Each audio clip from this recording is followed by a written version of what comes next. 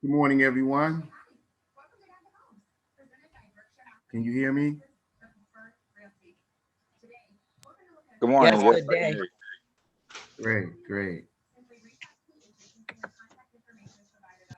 All right.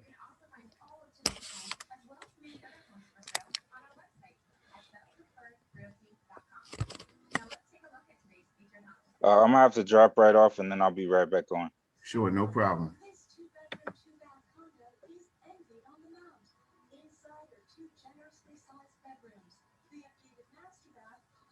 Good morning, everyone. Again, all power to the people, free the land. My name is Khalid Rahim. I'll be facilitating this particular discussion, and hopefully you guys will be pulling away to enjoy your brunch if you haven't already had one, or breakfast, or anything else that comes up. I'm gonna wait a few more minutes before we get started formally. And again, this is a general meeting format. This is not a webinar format.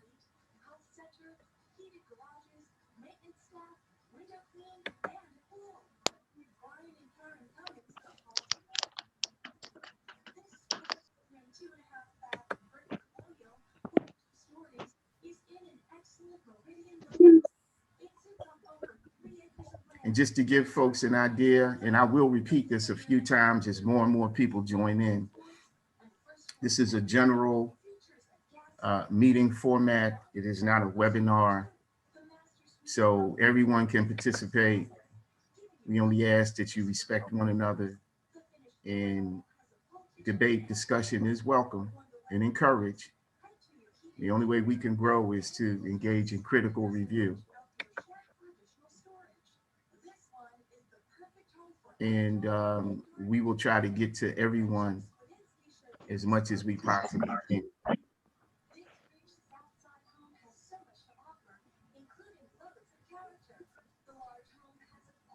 And so this is not going to be highly structured, because normally when we have these particular events honoring Brother Malcolm, basically commemorating the date of his assassination and also commemorating the start of our party, we usually have a brunch, which means that, you know, we're usually eating food and having discussions and maybe watching a video or presentation.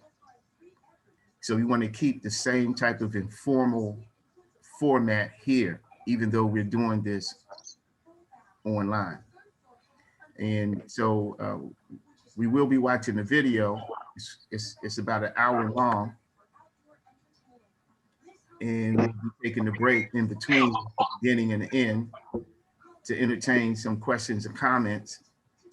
And I don't know about you, but what I will be doing as the video is going on, I'll be watching and listening, but I'll also be preparing some food because I haven't eaten anything yet.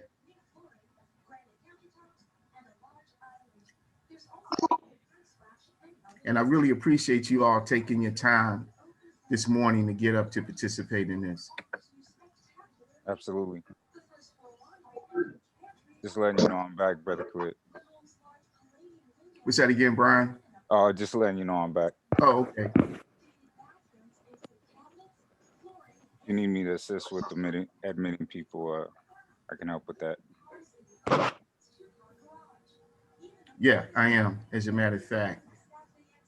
I'll do that right now. For you and Tasha to serve as co-host, if you could give me a moment. Let me get Brother Terrell in first.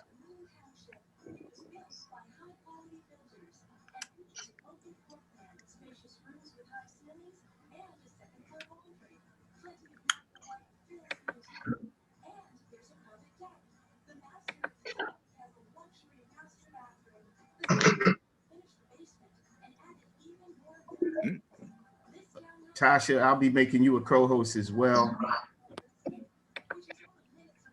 Not a problem. Okay.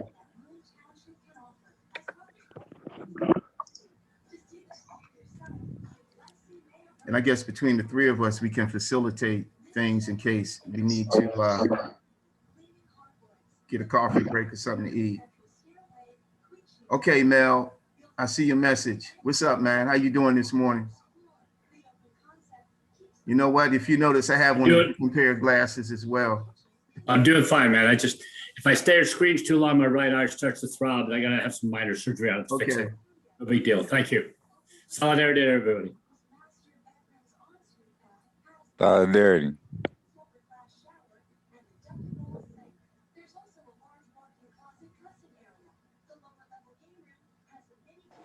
Peace, peace. Peace. What's going on, Brother O? Peace. I'm not turning my camera on because I'm eating my food now. I don't want y'all to see my spread out until I see some food myself. Yeah, because I might get kind of jealous, man, and try to make a trip over there to Ohio, brother. Yeah, especially if you see the steak omelet right now. I'm about to eat. Well, you know what? We look forward to next year. Next year, hopefully, we all going to be together again so we could do this. Okay. All right. There you go. God willing. All right.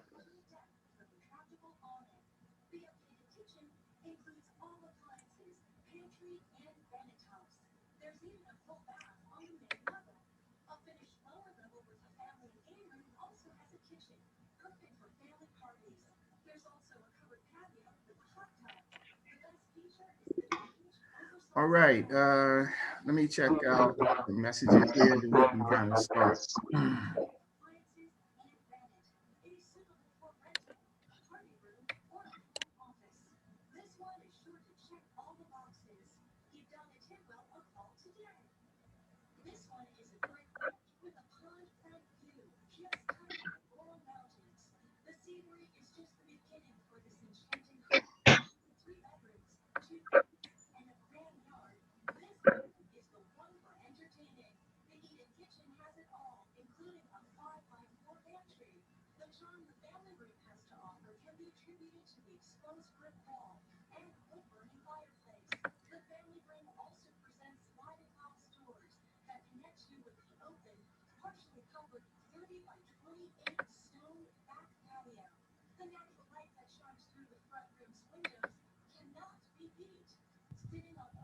Brother Khalil, we're getting a little bit of background noise.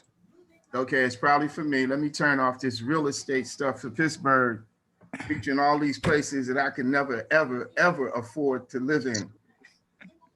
All right, give me a moment.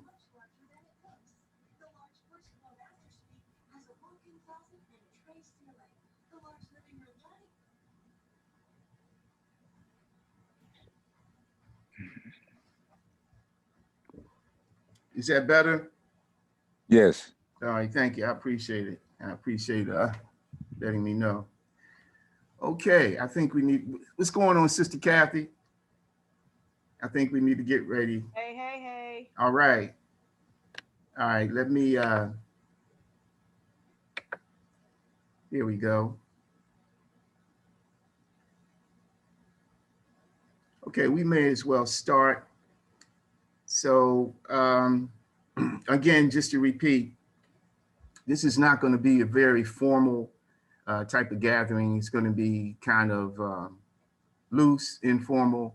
What we hope to do is to allow people to watch this video concerning Brother Malcolm X and what he may have said, or what do you think his position may have been in light of some of the more recent political developments over the last few months or so. I have not saw the video, and so this is going to be new for me as well. I would encourage people to take a critical perspective. And when I say a critical perspective, I mean, look for the things that are on point and look for the things that make a lot of sense and look for the things that might be questionable and look for the things that may require some additional research. So again, I think it's always important for us to develop a much more critical perspective as we check out different analyses of what's happening within the United States of America and what's happening throughout the world, especially issues that have to do with white supremacy and racism and capitalism and imperialism and economic injustice and exploitation. I don't think we need to take anything or anyone for granted. I think we need to keep an open eye, but maintaining a critical perspective and having an open eye doesn't mean being disrespectful, and it doesn't mean being insensitive. It just means that you take a critical perspective and you always acknowledge and you always encourage what's right, but then you always make a move to try to correct what is wrong. And so that doesn't necessarily require you to always be mean-spirited. We can be mean-spirited towards our open enemies, but we should always be conciliatory and gracious to our friends and to our comrades, even those we may disagree with from time to time. Does that make sense? Okay, so first thing I like to do in putting some things into perspective is to talk about this particular day and how it connects to our organization. We are the New African Independence Party. We are an independent Black political party. We are not the radical wing of the Republican Party. We are not the Black Lives Matter section of the Democratic Party. We are truly a radical, revolutionary, independent Black political party. We center ourselves around the collective experiences of Black people here within the United States of America.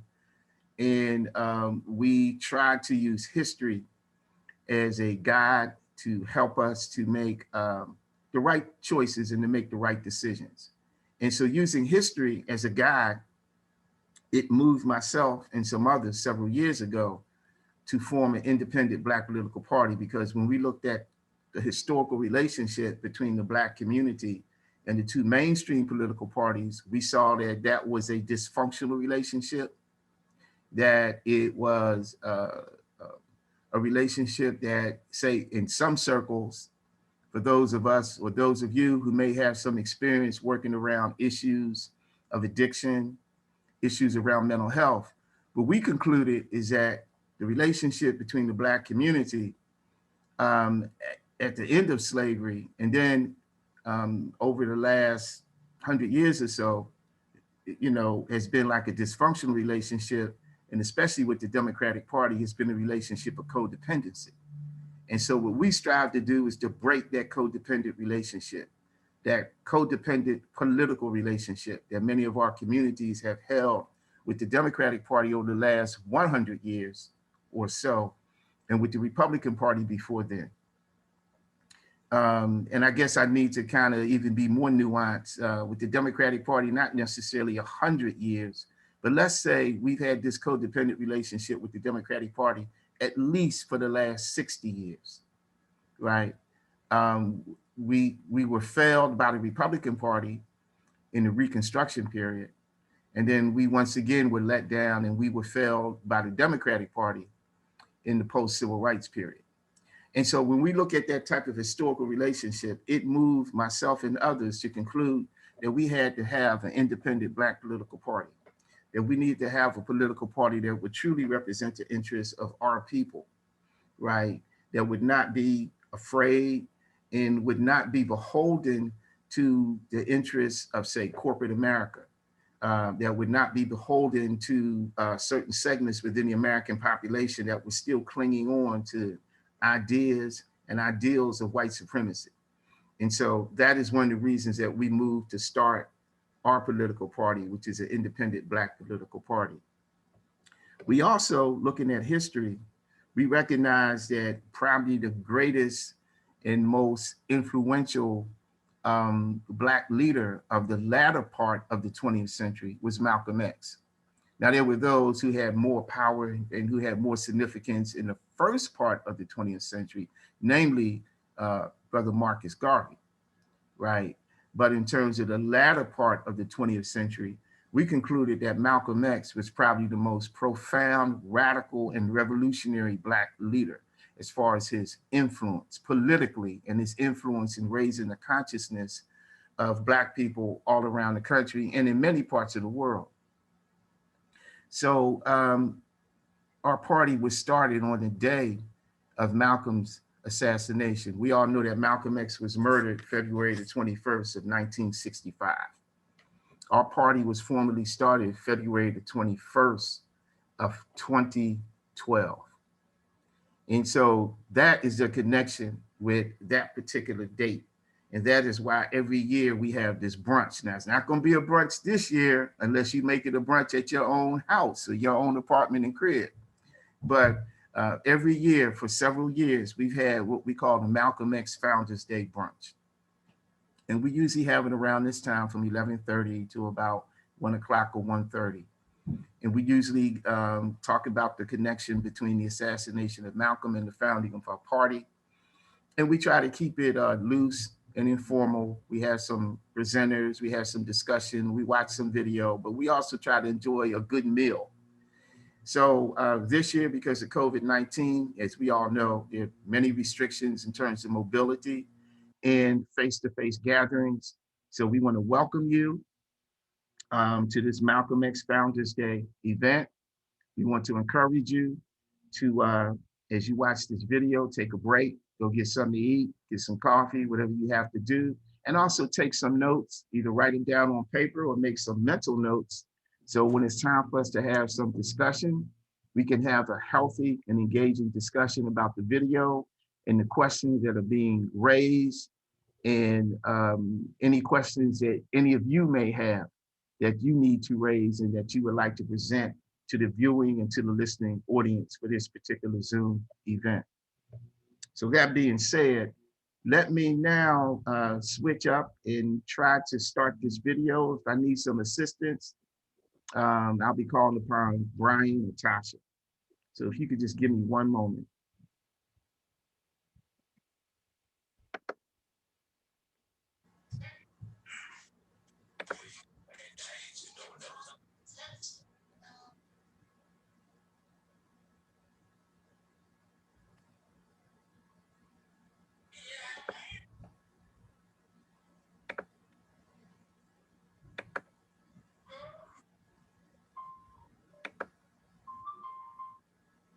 This is the share screen, and I'm about to start the video. Can you all see it? Let me see a thumbs up if you can see it. Okay. Yes, we can. Can you actually Yes. full screen the video so we can focus on the video? Sure. Is that better? Yeah, and you can actually start at about 2 minutes. Yes, sir. You might That's- want to speed it up. Yeah, Speed it that's up, what- start at yeah. 2 minutes. That's when the show actually starts. Brother, oh, you saw this already, right? Yes, sir. Definitely. I watched it about 3 times. Okay.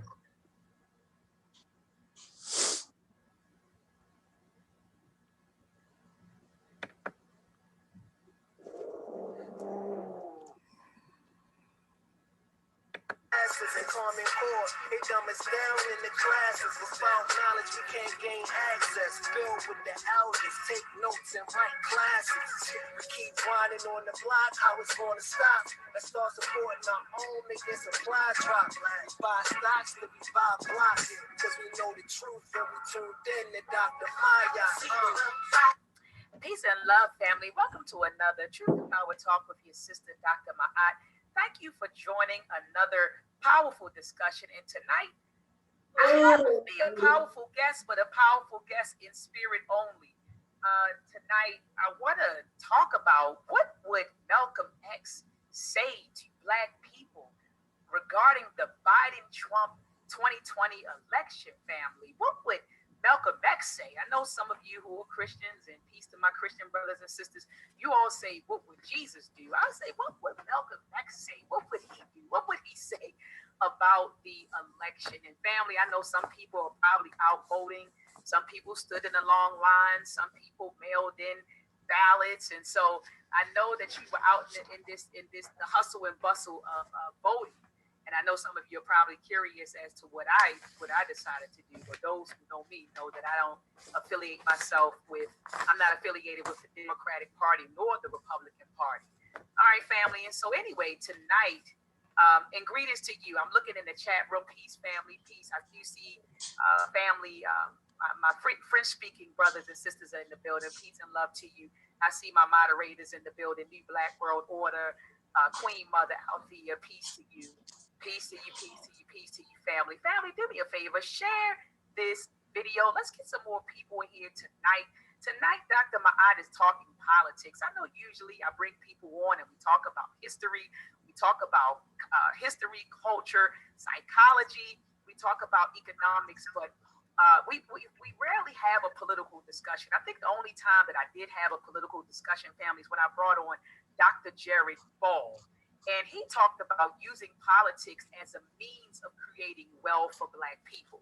So, you know, some of our ancestors and elders would say that we need to economically empower ourselves and then gain political power. And that's what I agree with. But Dr. Jared Ball, who's also a professor at Morgan State University, he said it should go just the other way around. He said you create the politics. Politics is what creates wealth. Right. And so he said it's the other way around, guys. But I disagree.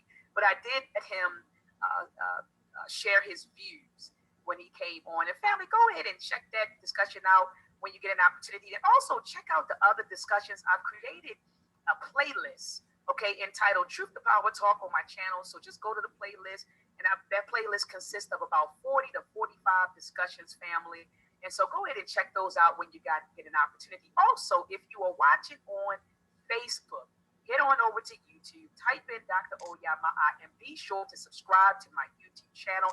Hit the notification bell so that as soon as I go live, you will be notified. So again, family, thank you for joining me tonight. I know that this was sort of an impromptu discussion. I think I just promoted it on Monday, maybe yesterday. I put it up, hey, I was going to go live. And so I didn't anticipate a lot of people joining me tonight, but I do appreciate those of you who are joining me live. But yeah, today, you know, a lot of people went out. They voted for Biden. They voted for Trump.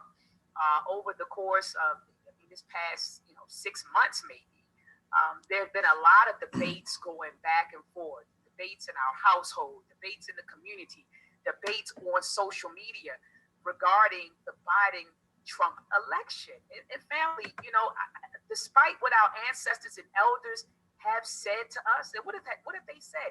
Our ancestors and elders have been telling us for decades that the Democratic Party and the Republican Party are two wings on the same plane, and that neither one of these parties will operate or will, despite what they've promised you, but will operate in the best interest of Black people. That's what our ancestors and elders have been saying for decades. But we don't listen to our ancestors and elders. And so And so that's why tonight, family, I'm going to let the ancestor, Malcolm X, speak and tell you what his thoughts would be during this Biden-Trump election. So I'm going to play a few clips, family, tonight.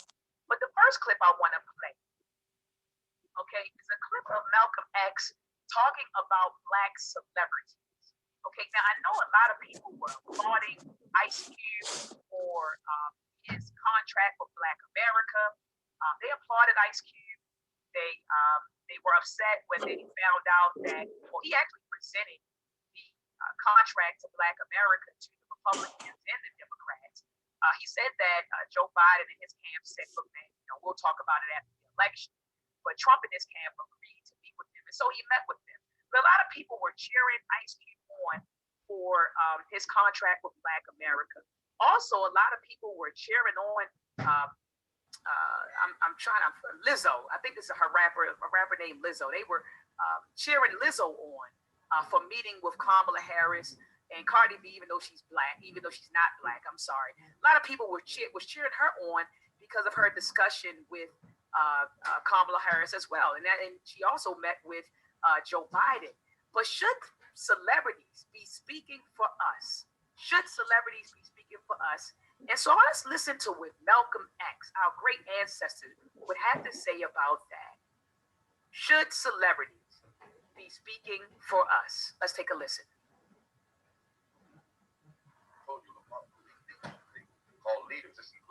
no more. This included Dick Gregory, and this included comedians, comics, trumpet players, baseball players. Show me in the white community where a comedian is a white leader. Show me in the white community where a singer is a white leader, or a dancer or a trumpet player is a white leader. These aren't leaders. These are puppets and clowns that have been set up over the white community and over the black community by the white community and have been made celebrities and usually say exactly what they know that the white man wants to hear.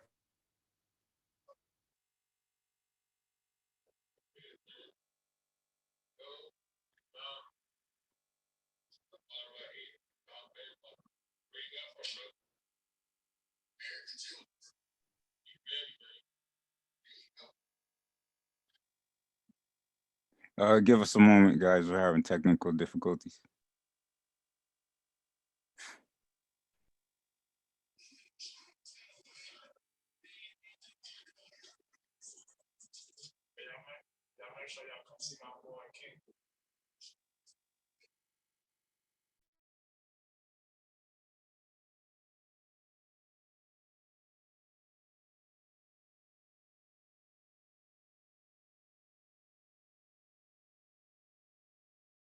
Very naively believed what the African said. When he went to bed that night, he would lose his head. And usually the one who took his head was the same African who told him that afternoon he had never heard of the Maumau. Except in the Newsweek poll, they used Negro interviews. You'll find that oftentimes Negroes are as much on guard around Negro interviewers who usually represent the bourgeois element of Negroes as they are on guard around whites. Usually Negroes know that when this bourgeois Negro walks through the door, he is not doing something that he's initiated himself, but he's involved in something in which the white man is the absolute author of and has sent him to the Negro community for some information. And when they give that Negro some information, usually they give him the information that they want him to take back to the white man, because that's who he's going to take it back to. All right, family. So you heard what our great ancestor, Malcolm X, had to say about celebrities speaking on our behalf and representing us. He said, you don't see that in the white community. You don't see them going to their artists and speaking on behalf of the black community. You don't see that in that community. They don't look to their celebrities as leaders. And a matter of fact, family, I'm thinking about the SARS incident, the SARS incident that's happening in Nigeria. Beyonce was pressured to speak about SARS. They said that, because she came out with her album, her musical or visual album, Black is King, the Nigerian people started asking Beyonce, begging Beyonce to bring awareness to SARS. And so people saying, well, wait a minute, Beyonce isn't an activist, and this is not Dr. Ma'at, celebrity worship or defending celebrities. Okay, I'll be the first person to tell you I don't do that. I don't do celebrity worship. But what I will say is this: we should not look to celebrities to speak on our behalf. We shouldn't look for celebrities to be our leaders. That is ridiculous. And you don't see that in any other community. You don't see it. Do you see celebrity worship? Absolutely. You do see that in other communities. But do they look to their entertainers as leaders? You don't see that. And so our great ancestor, Malcolm X, says it plain and clear. You don't look at celebrities as leaders. And I'm looking in the chat room. Brother Adolfo said Dr. Smalls and Jeffries are our celebrities. Ashe, that's who my celebrity is. Dr. Frances Cress Wilson, she's my celebrity. I look at her. Dr. Patricia Newton, Professor James Smalls, and others. These are our celebrities. So anyway, you heard it from the horse's mouth. Our ancestor Malcolm X today would not applaud Meg Thee Stallion or any of these other celebrities speaking on behalf of the black community. He just wouldn't do it. All right.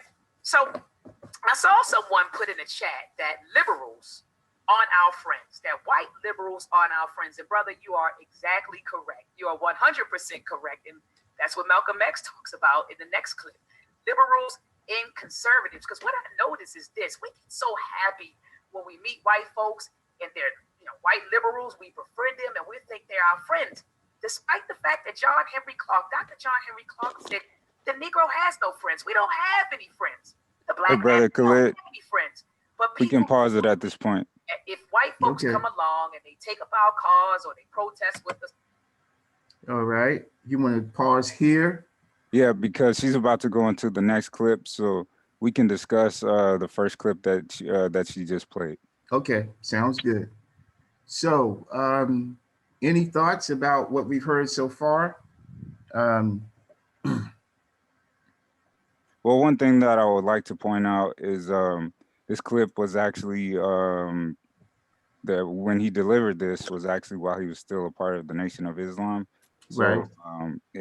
So while he was going through a transition at this point, and especially with him going through leaving with the nation, going to Mecca, and his transition of forming his own organization, his views expanded throughout that time. And along with that, I'd like to point out as well is that historically, there have been quite a few of our leaders that have kind of had to come from both, be in their celebrity status, but also involved with community work and things like that.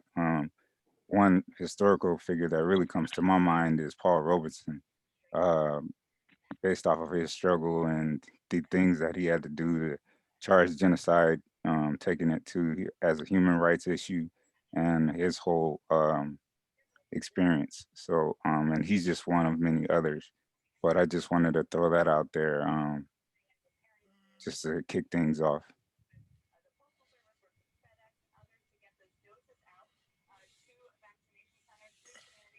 Unmute. Okay. As I was saying, it's very interesting, the sister's comments. Let me give some perspective to the way that I would see it. And I do agree with you. I think we need to be very mindful that Malcolm himself was going through a period of transformation. He was going through a period of political and radical and revolutionary transformation. And the Malcolm X that we hear in his early years with the Nation of Islam, that is one Malcolm X. And then there's a Malcolm X that we hear as he's becoming a little older. And then there's a Malcolm X that we hear just as he's about to leave the Nation of Islam. And then the Malcolm X in the post-NOI years, after Malcolm had left the Nation of Islam and he had started his own groups and organizations. Namely, he started Muslim Mosques Incorporated, and then he started the Organization of Afro-American Unity. And so Malcolm himself went through a transitionary period. He went through various stages of growth in terms of his own development and his own consciousness. And at one point, Malcolm was deeply involved in what I would define in terms as basically Muslim nationalism, that it was all about the Nation of Islam. And that if Black people needed any hope for salvation or any sense of freedom and liberation, then they needed to join the NOI. They needed to join the Nation of Islam.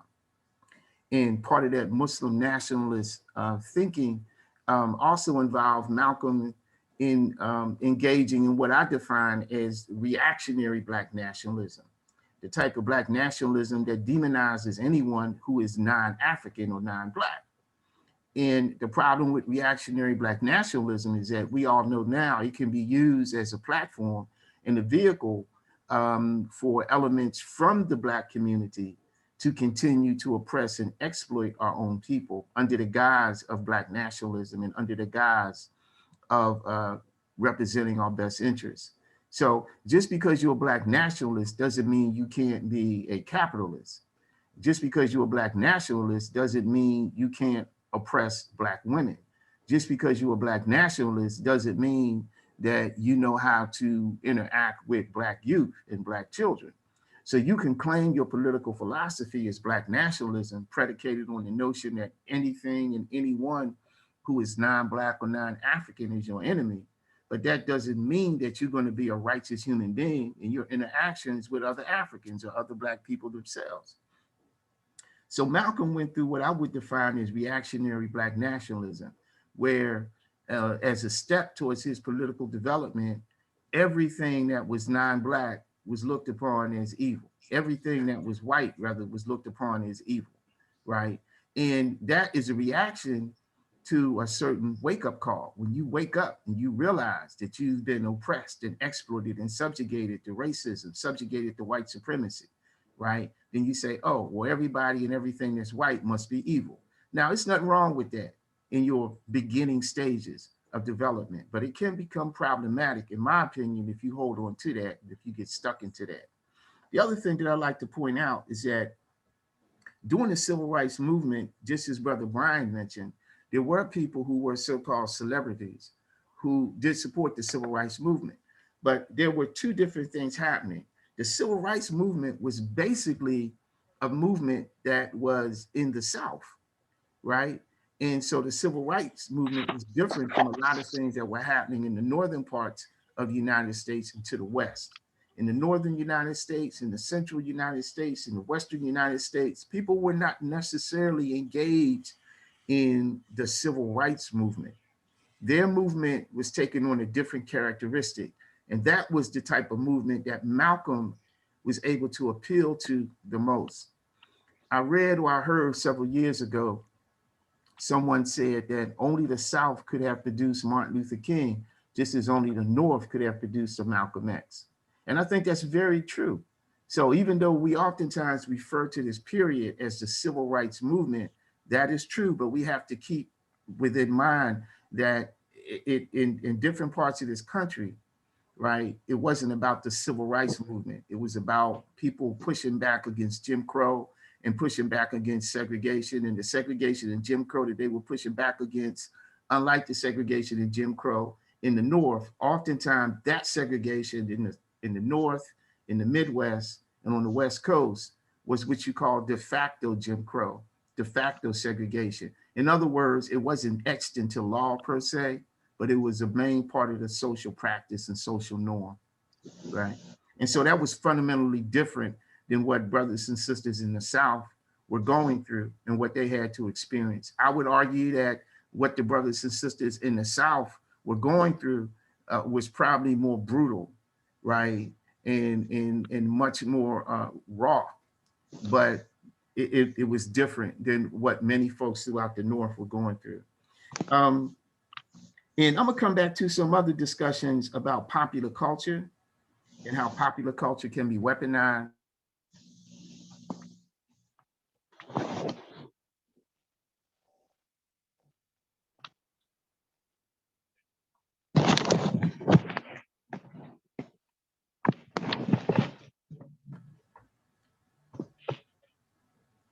Okay. Go ahead, Brian. You cut off for a second, so we couldn't hear you. But I was just going to point out there was a question in the chat that had basically was around the time when she was speaking about her interview that she had with Dr. Jared Ball, and he's one that believes that we can acquire political power, and then basically adjust our economic policy. I just wanted to see if you could speak to that particular question. Okay. Actually, I agree with Jared Ball. And actually, that's been the position of our party for a long time. If you just look at some of the top US millionaires and billionaires, many of them got their start through government contracts. That was the starting point for them to be able to accumulate their personal wealth. So when we talk about the accumulation of wealth for the Black community, it's very important that we have political control over how our tax dollars and revenues are going to be distributed. That's the first step. So if you don't have that type of control to go off and say, well, we need to build our businesses. Well, most of the businesses that we need to build are going to be jump-started by being able to get contracts with school districts, city government, county government, state government, and federal government, right? Most of the billion-dollar companies and corporations today are wealthy and rich because they get government subsidized monies, right? They get government contracts. So whether we're talking about the military industrial complex, when we talk about the privatization of prisons, a lot of these people, they've been able to accumulate their wealth through government contracts. Now, we're certainly not suggesting that at all, but we are saying that for us as a collective, it's so important for us to be able to control what happens with our money, i.e. our tax dollars and our tax revenue. And so to me, that is the starting point. For example, if you live in a city where your city's population is, say, 25% Black, but when you look at the contracts that your city government has with different businesses like construction companies, development corporations, professional service companies and businesses, if you look at those contracts, and if you don't see 25% of those contracts being awarded to your people, to Black people who make up 25% of their city, then you need to find a way to organize and to change that, because that is one of the ways to generate wealth for your people collectively. Now, that doesn't mean that all Black businesses are going to be conscious. It doesn't mean that all Black businesses are going to be oriented in a Black nationalist type of way. But what you can do, you can hold those businesses accountable, and you can make it very clear. You're a Black-owned business. We have political power. And if you want some government contracts, this is what you must do. You must help your people. You must employ some of your people, right? If you don't do that, we will not award a contract to you. Or if some other governmental agency awards that contract to you, we will challenge that publicly. And if it means embarrassing you, then that's what we will do, right? So one of the first steps to developing wealth is to control the politics within your community, because your politics is connected to your revenue of tax monies. If you don't control your tax revenue, all that other stuff about developing wealth is just a pipe dream.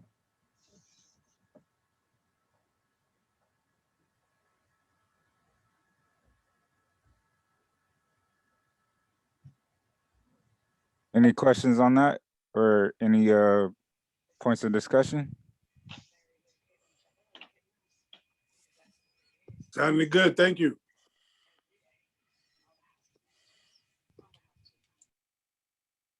All righty, appreciate that. Anybody else have any points they want to bring up about the first clip we just saw?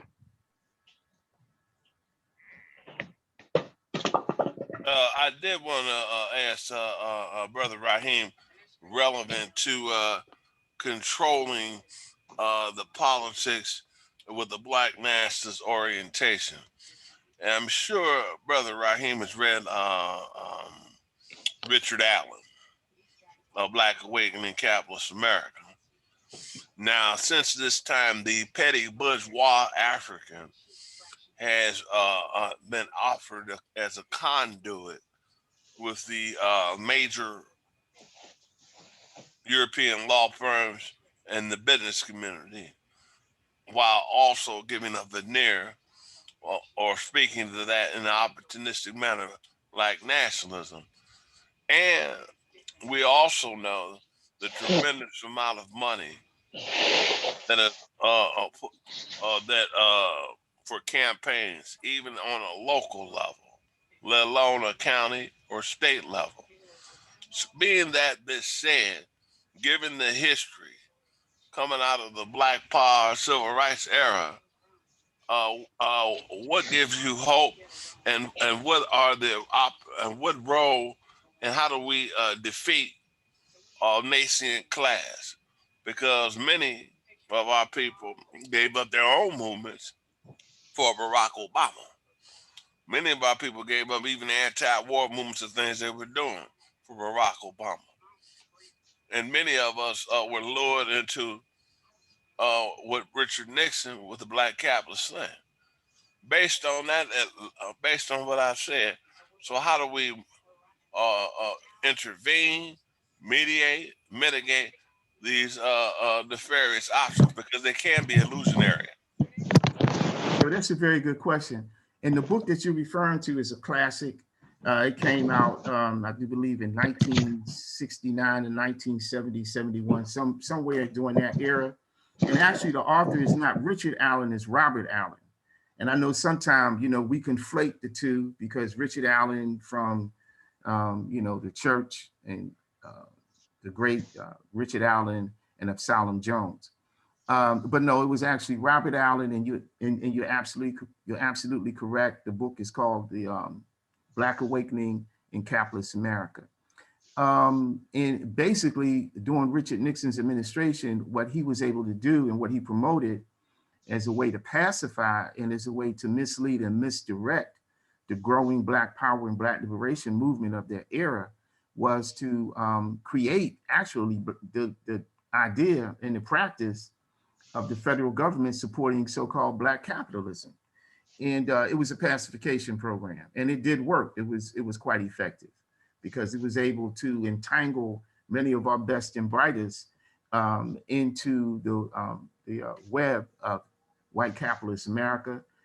It also led to more and more Black people being able to get jobs in Hollywood, being on the big screen for the first time, being on the small screen TV for the first time. You saw the era of black exploitation films and movies. You saw more and more Black people being able to find entrance into predominantly white colleges and universities. You saw the creation of all types of programs, so-called affirmative action programs that were geared towards Black people. Oftentimes, these programs benefited a very small segment within the Black community. They benefited basically those who were already prepared to take advantage of those type of opportunities because they were, you know, members perhaps of the Black middle class or the members of the Black working class, the upper levels of the Black working class. So as Jim Crow started to be dismantled in certain ways, they were able to take advantage of those opportunities. And that was used against the Black power, Black liberation movement, especially the Black liberation movement, because it was pushing more for self-determination and for a genuine revolution, as opposed to something that was purely symbolic.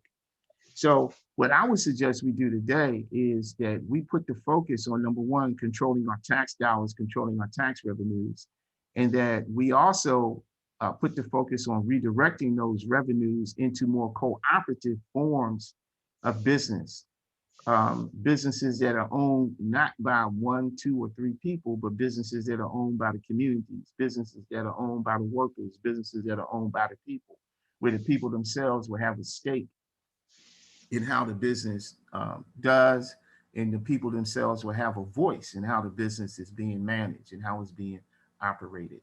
So I would push for more cooperative businesses, business type of enterprises and structures like worker-owned cooperatives that could be funded and financed by tax dollars and tax revenues. Because if you look at the situation now, we have a lot of privately owned development companies and corporations that have come into the Black community. Many are white owned, some are Black owned, some is a little bit of both. And they're able to get those tax benefits and they're able to grow filthy rich. So if we're going to find a way to control not just the development within our communities, but control the revenue stream, then we need to form worker-based cooperatives as a vehicle that can help us to make that happen.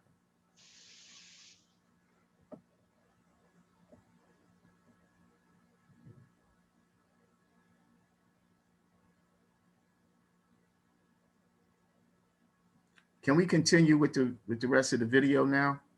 Yes. Okay. And thank you for those questions. That suddenly these white liberals are our friends. But let's hear what Malcolm X has to say about liberals and conservatives. I'm gonna roll the clip.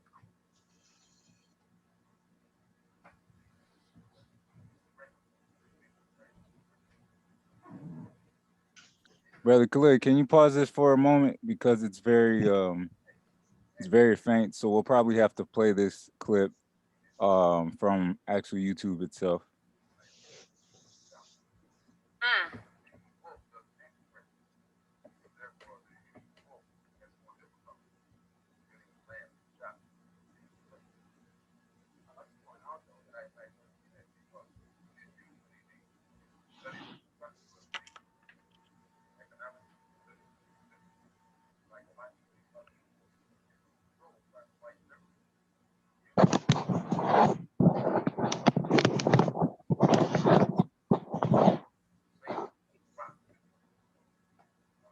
Brother Khalid, can you hear me? Yeah, I can hear you now. The clip is very faint. So can you go back to the beginning of it so I can make sure I pull up the correct video? No, listen, why don't we bypass that? Okay. Just let it flow the way that it is. All right.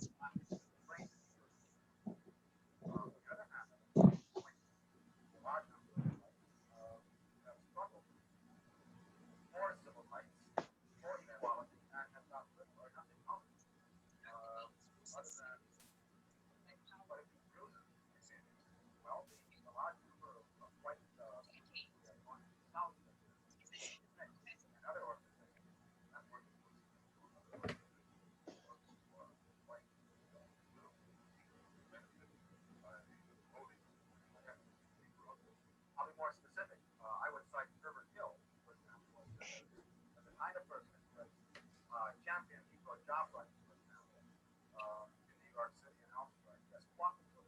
The first time I met Herbert Hill was when they were beginning to stop being working on the Harlem Constitution Party. The Negroes, 10 years, had to fight the system to get an annex built on the Harlem Constitution. In Harlem. Brother Khalid, are you there? Yes, I'm here. You can go ahead and fast forward to about 18 minutes. All right. Yeah, right about there should be good.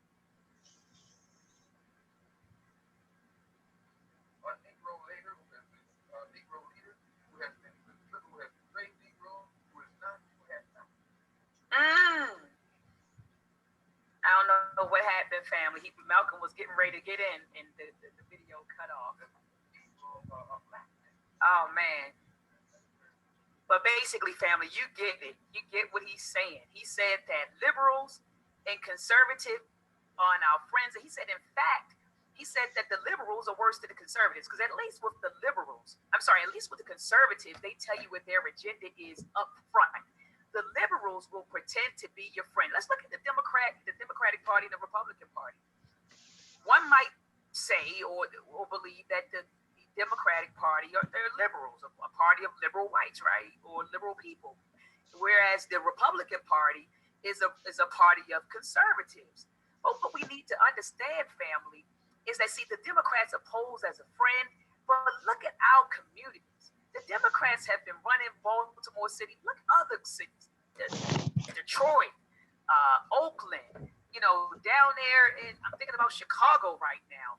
The Democrats have had it on lock, family, for decades.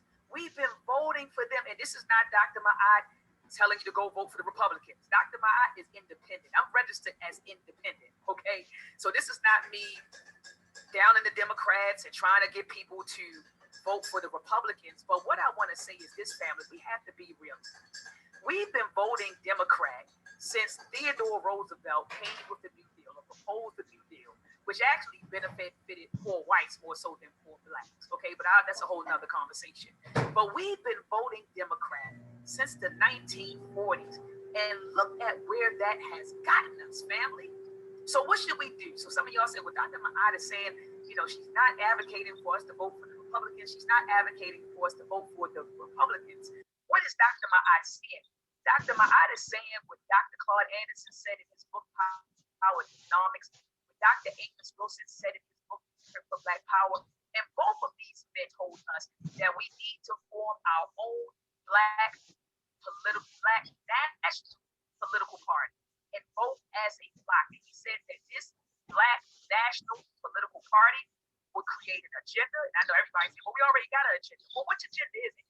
Because we have several agendas, okay, family. We have several black agendas. But if we come up with a collective political party that can consolidate, modify those agendas, and then they would go out and ask folks to register in this party, and then this party would be the voice of the black community.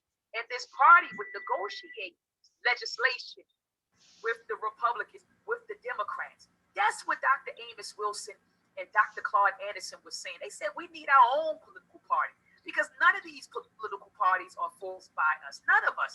So I find it utterly ridiculous when I'm looking online and I see people debating over the Democrats and the Republicans, it just reminds me of, it takes me back to the plantation days where we're fighting over who's the kind of master. But both of them are slave masters. But we're fighting over who's right, who's the best man. That's what it sounds like to me when I see our people, when I hear our people arguing with each other over Biden and Trump. I mean, look at this. In the 21st century, in 2020, we're still arguing over who's the best, who's the best. We're still under European domination, regardless of who you select. You know, and then you have, and this is no disrespect to the baby boomers. This is no disrespect to my baby boomers. I love my baby boomers. My parents are baby boomers. But the baby boomers are doing this, man. They're guilting people into voting. So the baby boomers are saying, somebody died for you to have the right to vote. I know you heard that, right, family? I know you heard it. The baby boomers, somebody died for you to have the right. Somebody died for that. Somebody died. And as Baba Baruti just said on my platform last Saturday, they died for you to have the right to choose. That's what they died for. They died for you to have the right to choose. And so it seems like what the baby boomers do, they guilt you into it or they scare you into it. You know, remember, guys, family, remember when Al Gore, and I was about 19 when this happened, when Al Gore was running for president. It was Al Gore and George Bush Jr. They were running for president. And I remember black folks was running around. It was going to be the end of the world if George Bush Jr. got in office. So you better vote. You know, you better vote. You got to vote. If you don't vote, all black people, we're going to say you got to vote. You got to vote. And then so we all ran out and we voted for Gore. And then we were sitting there watching the news that night. And they said, we have to do a recount. We have to do a recount for Florida. Remember that? Come on, family. I know you remember it. I know you remember it, family. Let me see it in the chat. I know you remember it. The recount, then they end up, I ain't gonna say they end up giving. Bush took it, okay? Bush ended up taking it. And that's when I realized at the tender age of 19 that they're gonna put whoever they wanna put in that seat. So I know we wanna say it matters, you know, but at the end of the day, does it? When Trump ran against Hillary, remember Hillary won the popular vote. So the people voted for Hillary. And what happened? We got Trump. Well, how did we get Trump? The electoral college. Come on, family. Come on, family. So we got to stop being used as pawns, family. We got to stop being used as pawns. And look, Tito District said, come on, family.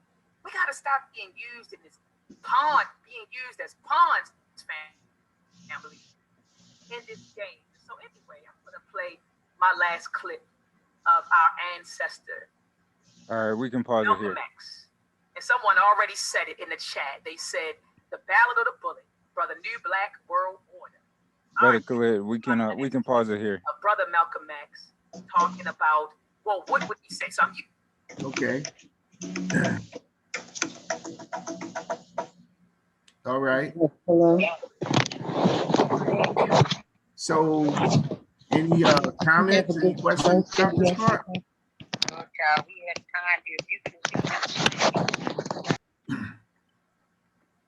My apologies. I just got on. I'm driving to work. So Any questions or comments about this part of it, what we've heard? I have a comment. Yes, if you could speak up a little bit. Yeah, I definitely agree. Hello? Yes. I definitely agree. We do stop allowing them to use us as power. That's a really big issue. Yes. Yes. So I really do agree with that. Brother I think Khalid, Kathy, you had a comment as well. yeah, she had a comment as well.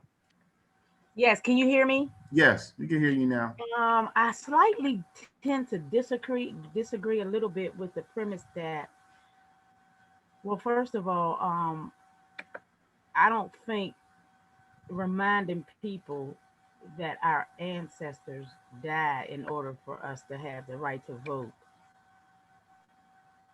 Maybe that's all some people need to be motivated to vote, but I don't see it as a tool or a weapon to get people to vote. I just see it as a fact. Secondly, I don't think that the people or our ancestors who went out and put their lives on the line for us to have the right to vote were putting their lives on the line for us to have the choice not to vote. In that clip, she said they went out to so that we would be able to have the right to choose. I don't think that technically that's what they were marching for and putting their lives on the line for.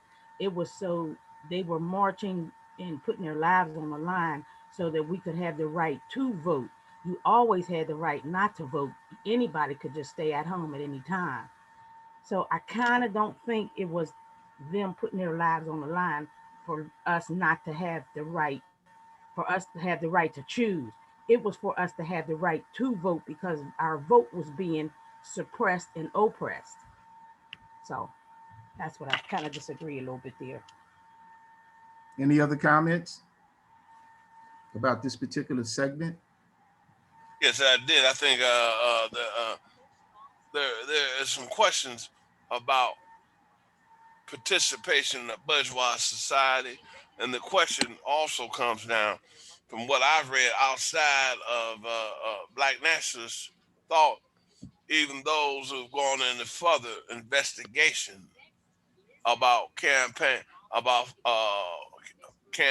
finances, and what they have found is there's an interlocking relationship between those who are running for office, whether they be black, white, or whatever color, and their tremendous and exorbitant amount of money.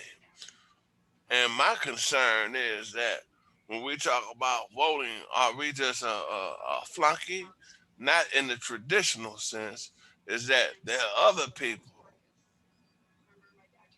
who didn't cut all that off at the pass in terms of the money game. I've read Ralph Nader. I don't like to hype him as a paragon, but the information is useful. So my position is we get into these discussions about voting, but we really don't talk about the money game and how that's played on the highest levels that may be invisible. Okay, well, I mean, I think that's a very good point, very good observation. We all know that United States, as far as the voting system, electoral political system, is highly corrupt. We know that a lot of that corruption stems from how this particular system is being financed.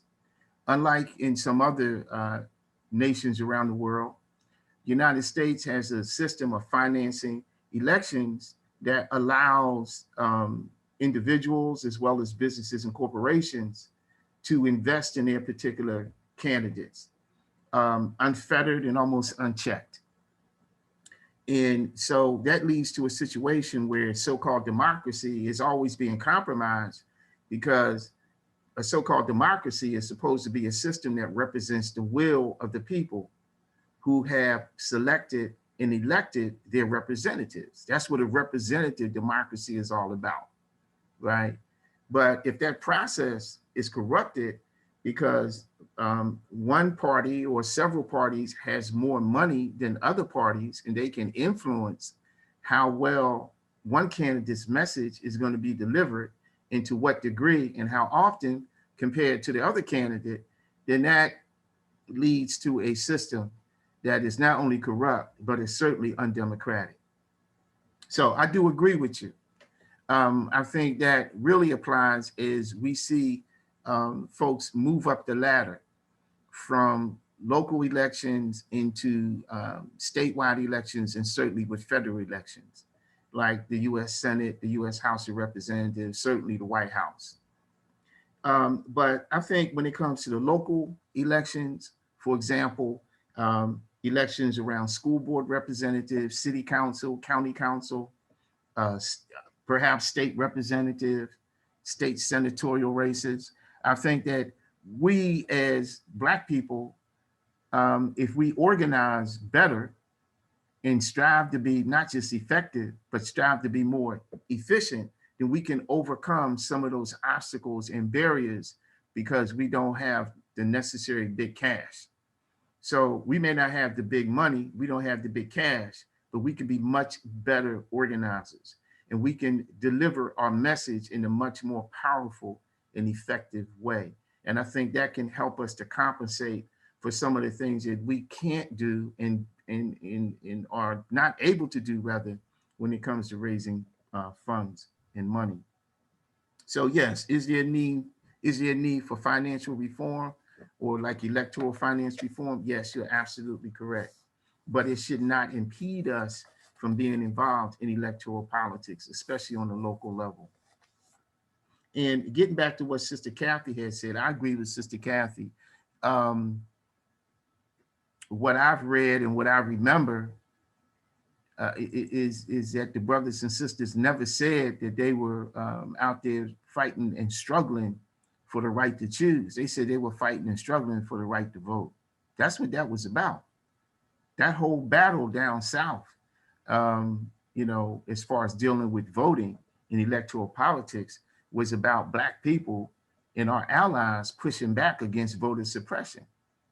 Jim Crow took on many shapes and forms, right? Whether we talk about segregated housing, whether we talk about segregation when it comes to public facilities like hotels, motels, and hospitals, whether we talk about segregation as far as schools and education, whether we talk about segregation in terms of public transportation, right? But Jim Crow also took on the form of voter suppression. And that whole push about voting and dealing with electoral politics, Black people were fighting for our right to vote and our right to run for office. That's the other part of it that oftentimes isn't talked about, right? But we were fighting for our right to vote and our right to run for office, not our right to choose, our right to vote, right? And then when you have the right to vote, then you can make the choice that you feel most comfortable with. But our fundamental battle was for the right to vote, and connected to that was the right to run for public office, the right to represent ourselves. And oftentimes that part of the battle has been suppressed historically. Like for decades, we've been told by the Republicans as well as the Democrats that Black people, you need to fight for your right to vote. And so we've done that. But originally our battle wasn't just a battle for the right to vote. It was for a battle to vote and run for office, to be represented. Think about the Mississippi Freedom Democratic Party, organized by Fannie Lou Hamer and Ella Baker and others. And when they converged on the Democratic Party's national convention in Atlantic City in 1964, right? They didn't show up because they were demanding their right to vote. They were showing up because they were demanding their right to be represented politically. That they contended that the Mississippi delegation to the Democratic Party National Convention did not truly reflect the constituency of Mississippi, and it didn't. They had an all-white, almost an all-white male delegation, right? And Fannie Lou Hamer, they challenged that. They said no. So it wasn't just about their right to vote. It was about their right to run for office and their right to be fairly represented politically. So I do agree with what Sister Kathy is saying.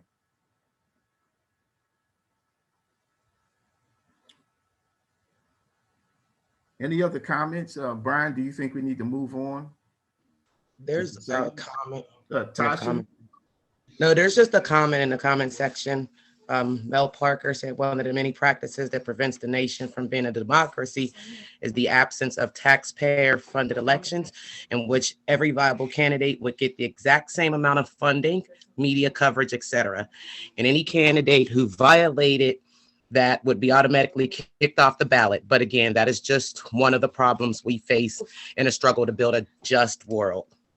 And Mel is he's absolutely correct. And I can't recall off the top of my head, maybe someone can, Mel, if you can, or if someone else can enter it into the chat, but there are several nations around the world who have a electoral political system that's set up exactly the way that Mel just described it, where everybody gets a certain amount of money, basically the same amount of money, depending on the position that you're running for. You all get basically the same amount of TV time, radio time, media coverage time, right? And, you go to work, you run your campaign. and may the best person win. So that's a more democratic system to elect public officials, as opposed to the system that we currently have, where it's not may the best person win, it's like may the most wealthiest person win. And that's usually what it boils down to. And it's really insane. It's absurd. I mean, think about it. The presidency pays about $400,000 a year. Now, that's a good paying job to run the United States of America and to maintain your US empire worldwide. You make about $400,000 a year. Think about this. In 2016, when Trump ran against Clinton or Clinton ran against Trump, if I'm not mistaken, they both spent approximately $1 billion. This last election cycle, both candidates, Trump versus Biden, they both spent close, if not over, $1 billion. Now think about this. If you had what you would consider to be a decent paying job at $60,000, $75,000 a year, right? And if you were qualified and skilled, but in order for you to get that job, you had to spend $1 million in travel expenses, and clothing, preparing your resume, going around meeting with people. If you had to spend $1 million to get a job that paid $75,000 a year, would you do it? No, you wouldn't, unless there was a whole bunch of other stuff that you knew would be attached to getting that job. And so that speaks to the absurdity of our political system when it comes to electoral politics. We have people running for local offices, like running to be the mayor of a major city. They spending $3 or $4 million to become the mayor of a city where the average person, the median income in the city is like $50,000 a year, right? That's absurd. So there's something wrong with that type of system. And I do agree with Mel, it's something that needs to be corrected. Tasha, I think you had some other comments you wanted to make as well. There's just a couple more. I think Mel added that elections could then become about program and policy instead of a sales campaign, like the introduction of a new kind of laundry detergent. Kathy said I some had would make another comment. Okay. It's funny that you touched upon that, Khalid, because actually the salary of the president being what it is today, it didn't start off, of course, at that high, but at today it's about $410,000 or something. Right. But the reason that they didn't put the salary of the president to be as much as it's really worth, because it's actually worth way more. The job you do is worth way more than $400,000, but they set it low so that there would be no money incentive for trying to get the job. So in other words, the job pays way less than it's actually worth, so that there wouldn't be, like, people wouldn't run for a president just so that the money would be the enticement to get the job. It was supposed to be public service was the thing that, you know what I mean? That's the way it was set up to be, in lieu of public service, not the money. So that's why the $400,000 that is the salary now of the president that's like way undercut. For the amount of things that they do, 400,000 is not even enough. But that's the reason that the salary was set as low as it was. Kathy, on that one, I disagree. Now, in terms of why the salary was set, I mean, you're absolutely right, because I don't know, and I take your word. But as far as whether the rationale is a sound rationale, I disagree with you. There's a gentleman. Well, that's what they did say. Well, no. Hear me out. There's a gentleman, I can't remember what country. There's a gentleman who actually was the president for his country, and he caught the bus every day, a train or whatever, traveled. If you saw him, I mean, you would know he was the president if you paid attention, but he didn't hold himself up to be so high and mighty like above the people. Public service means public service. $400,000 a year job in any society where you have massive homelessness and poverty and unemployment, on top of mass incarceration, all types of other social issues and problems, $400,000 is to me, that's too much, right? you should be working hard to make sure that the people who you govern are doing okay, right? Not running around acting like a king or queen. And unfortunately, that's the problem. That's one of the major problems with the US electoral system. It promotes a lot of monarchies, right, under the guise of democracies, okay? So, you know, we have people running for public office and they stay in public office as a career choice, right? Originally, public office meant that you stayed in office, you served your term, and you went back to your respective communities, right? That was the original vision, even for the guys who started this country, with all their faults and all their shortcomings. They did have some really good ideals. And so one of the things about being a representative was just that you were a representative. You were not supposed to become a career politician. Unfortunately, it's morphed and transformed itself into career politicians.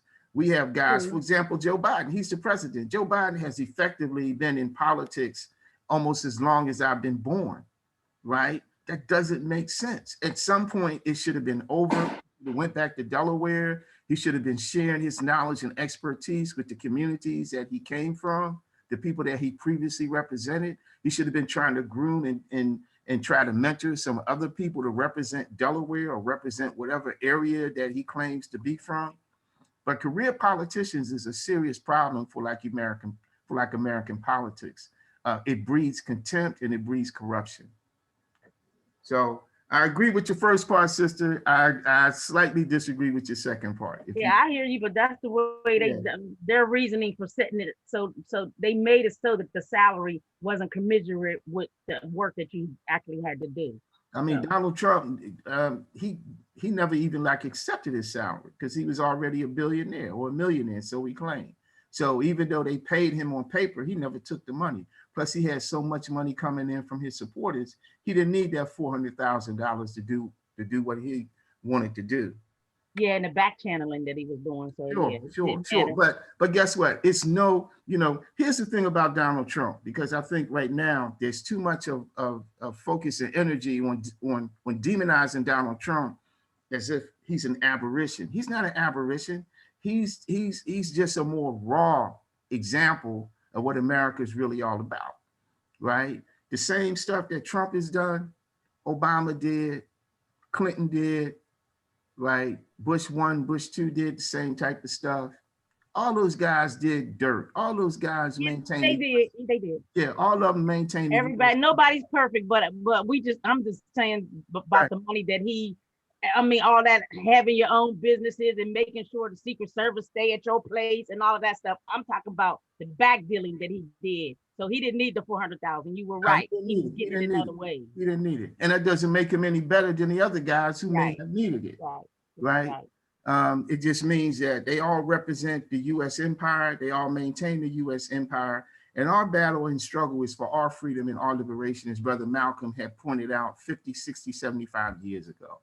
We have to fight for our freedom and liberation. And we have to understand the connection between our struggle and the struggles of other people all around the world, which speaks to the other level of development that Malcolm had approached towards the end of his life. And we could talk about that as we wind down. Brian, can we continue with the rest of this video? All right. Using these clips, family, to tell you, so you can know what Malcolm say about this foolishness that's going on. Because today, family, when I see a maroon in the hills, a maroon sitting on the mountains, and what the maroons were. They the ones that ran away. They were the ones that said, I want to go away. I want to form my own community. They escaped. Some of them, slaughtered their slave masters. They went to war with them. But they were the rebels. They rebelled and they went to the hills, went to the mountains, and they started their own communities. I felt like a maroon. I said, man, family, let me go ahead and play this. So this is my last clip, family, because I know I can go on a tangent. All right. And I'll go ahead and play this last clip, family. But I was on the hills watching the circus. And I know many of you were as well. But I'm going to play this last clip from Malcolm X's speech entitled Ballad or the Bullet. All right, so bear with me. It's about 10 minutes that I want to play for you. Our people are disillusioned. They become enchanted. But great writing to work, Sorry, family, this is a commercial. Personal writing assistant. Here we go. They become dissatisfied. And in their frustration, they want action. You'll see this young black man, this new generation. And so he's talking about the new generation coming up. And that was back in 1964. But it's still relevant today because a lot of us are upset and we're like, you know, people are hashtag.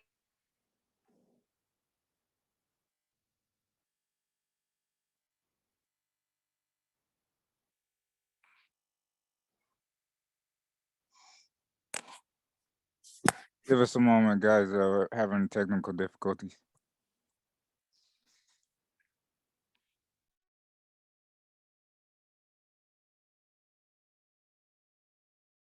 Brother Khalid, you there? I think you need to unmute.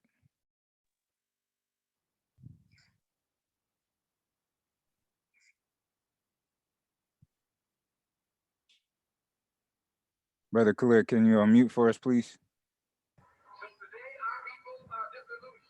Yeah, can you rewind it about a minute?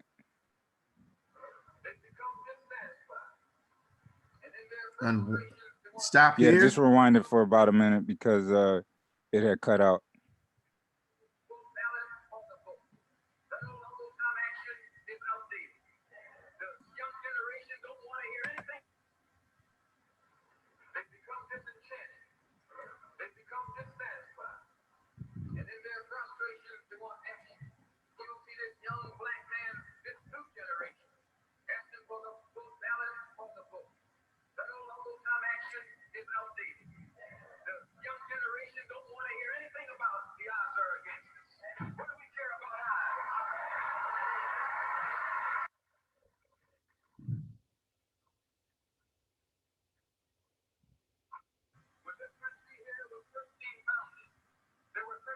Mm-hmm. The whites were colonized.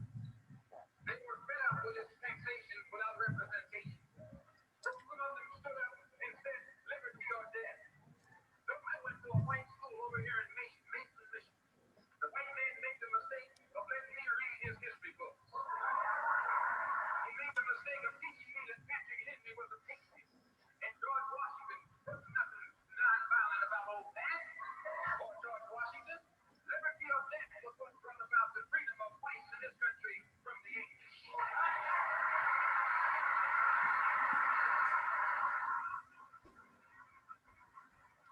They didn't care about the odds. They faced the wrath of the entire British Empire. And in those days, they used to say that the British Empire was so vast and so powerful when the sun would never set on it. This is how big it was. Yet these 13 little scrawny states, tired of taxation without representation, tired of being exploited and oppressed and degraded, told that big British Empire, liberty or death. And here's we have 22 million Afro-American black people today catching more hell than Patrick Henry ever saw. Okay, so what I like to do is just pause for a moment and just point out twice Malcolm has talked about taxation without representation. And it kind of goes back to part of our previous conversation. Think about this. Today in this country, Black people comprise anywhere from 45 to 50 million people. Now, most of our people, whether we are low income, whether we are so-called working class, and some of us who are middle class, and some of us who are rich, and a very few of us who are wealthy, we pay taxes into this US system. We're 45 to 50 million strong here within the United States of America. Today, in 2020, out of 50 governors, how many Black governors do we have? What's the answer? None. Okay, out of 100 US senators, and keep in mind, the United States Senate, without a doubt, is the most powerful legislative body here within the United States of America. How many Black US senators do we have? One. We have two. Two. We have Senator Scott from South Carolina, he's the Black Republican. And we have Cory Booker from New Jersey. We had Kamala Harris, but she's now the vice president, so she doesn't count anymore, except to break a tie within the US Senate if there's a vote. And then there's I believe actually Senator Scott from South Carolina lost. Raphael Warnock from Georgia won. Well, we still have at this point, if Scott lost, we have 2. If Scott won, I don't think he lost, brother, because I don't think he was up for re-election. So with Senator Warnock, that means we have 3 now. Excuse me. Yeah. Okay. So we have 3. So we have 3 U.S. senators out of 100. We have no black governors out of 50 governors, right? Now, some people would argue and they would talk about the so-called U.S. territories, which we would define as really U.S. colonies. That would be Puerto Rico and the Virgin Islands and so forth. And I do think we may have a black governor or a person who sees the Virgin Islands. Someone can do some additional research. But out of the 50 so-called states within the United States of America, we have not one black governor. And we've only had a handful of black governors in the last 200 years, right? Most of them were during my lifetime. We talk about Governor Wilder from Virginia. We talking about the governor, I cannot remember his name. He was the governor. Patrick Duvall. Right. He was the governor for Massachusetts. Okay. And, you know, so that's something that needs to be addressed. And we talk about taxation without representation. Look at the number of federal judges who sit on the bench in all the districts, right? How many black federal judges do we have? Hardly any. When we look at the House of Representatives, the House of Representatives, United States House of Representatives is probably more closer to what we would define as proportional representation at this moment. So we do have a significant number of black people who sit within the U.S. House of Representatives. So when we talk about taxation without representation, and if you heard twice, Malcolm said that, he mentioned that as one of the main motivations for the so-called revolution or rebellion of the 13 colonies against British imperialism or continued British colonialism. So in many ways, we as black people here within the United States are a colony. We are an internal colony of the United States of America. There is no fair representation. We are being overly taxed. We are overly policed. We are overly arrested. We are overly incarcerated. We're overly dispossessed. Our votes have been suppressed. And so we suffer all the same type of conditions that any colonized people in some other country would suffer. We just happen to be internal to the United States of America. I wanted to say something about, we have an overabundance of mayors and local officials, state reps, state senators. They ain't no earthly good. I've been following this for quite some time, over 40 years. And I mean, in a very specific way, in terms of their relations with operating officers, with the chambers of Congress, with the various different powerful law firms, various different legislation, backhanded deals, and little games they didn't play around police brutality and slick things they did with the European operating in the background. And we got plenty of them in the state legislature now, and we got a lot of them when it was in the, from all the way back from Charles Wrangel. Okay? They ain't did nothing. That's very true. That's very true. And that's called what? And what do we call that? But my question is, it's already understood, but people think that the best we can do is get some more black folks in there, get some more black police in there, then it's all good. How do we change that thinking? Right. The thing is, we have to move beyond focusing on skin color. That's one of the reasons we started our political party, because our political party, yes, it's an independent black political party, but we are a radical, revolutionary, independent black political party. As I stated from the beginning, we're not the radical wing of the Republicans, and we're not the Black Lives Matter sect of the Democrats. We're an independent, revolutionary, and radical black political party. So our politics is not the politics of white supremacy. Our politics is not the politics of imperialism. Our politics is the politics of self-determination for our people, right? Our politics embodies the politics that was articulated and represented by Brother Malcolm X, especially towards the end of his life. That's how we remedy that situation. We have to challenge these other forces for power, right? We have to challenge them for the right to control our community's resources. We have to challenge them for the right to control the narrative of what's right and what's just within the Black community and within other communities as well. And I do agree with you. You know, the sister here, Dr. Ma'at, she spoke very well, and she spoke very hard against liberals. But when she spoke, she prefaced liberals with white. So when she spoke against white liberals, right? And Malcolm X did the same thing 60 years ago, 70 years ago. He spoke against white liberals. But today, what we have to do, we have to speak not just about white liberals, we got to talk about Black liberals too.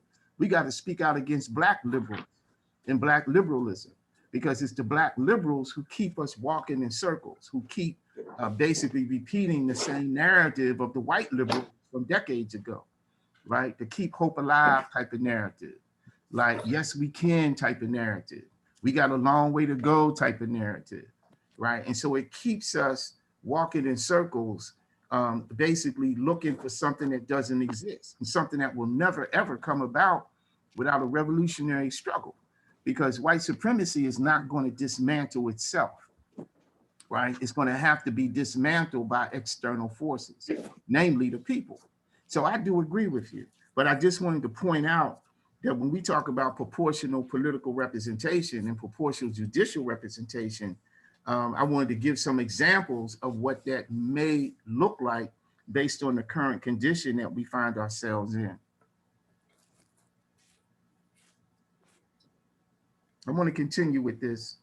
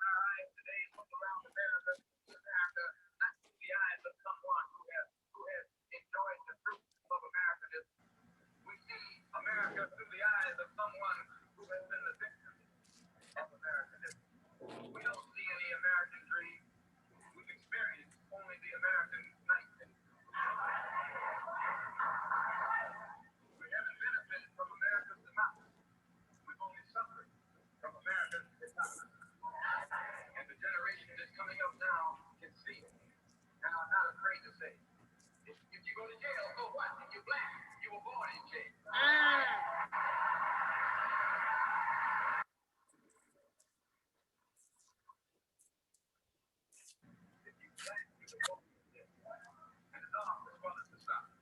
Stop talking about the South. As long as you're south of the Canadian border, you're south.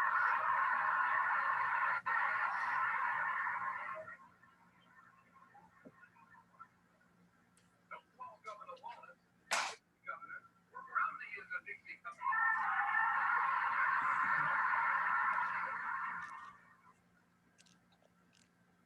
22 million black victims of Americanism are waking up, and they're gaining a new political consciousness, becoming politically mature. And as they develop this political maturity, they're able to see the recent trends in these political elections. They see that the whites are so evenly divided that every time they vote, the race is so close, you have to go back and count the votes all over again. And which means that any block, any minority that has a block of votes that stick together is in a strategic position. Either way you go, that's who gets it. You're in a position to determine who will go to the White House and who's staying in doghouse. You're the one who has that power. You can keep Johnson in Washington, D.C., or you can send him back to his Texas cotton patch. You're the one who sent Kennedy to Washington. You're the one who put the British Democratic administration in Washington, D.C. The whites were evenly divided. It was the fact that you threw 80% of your votes behind the Democrats that put the Democrats in the White House. When you see this, you can see that the Negro vote is the key factor.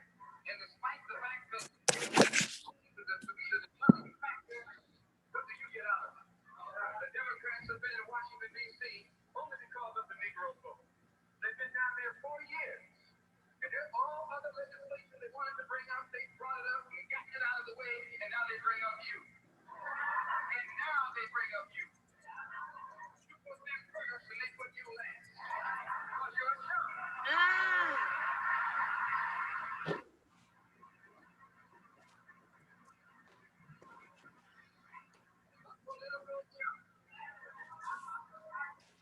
So if I could stop here for a moment. And the reason I want to stop, I want to give some historical perspective to what's going on. And someone could fact check to make sure that I'm on point.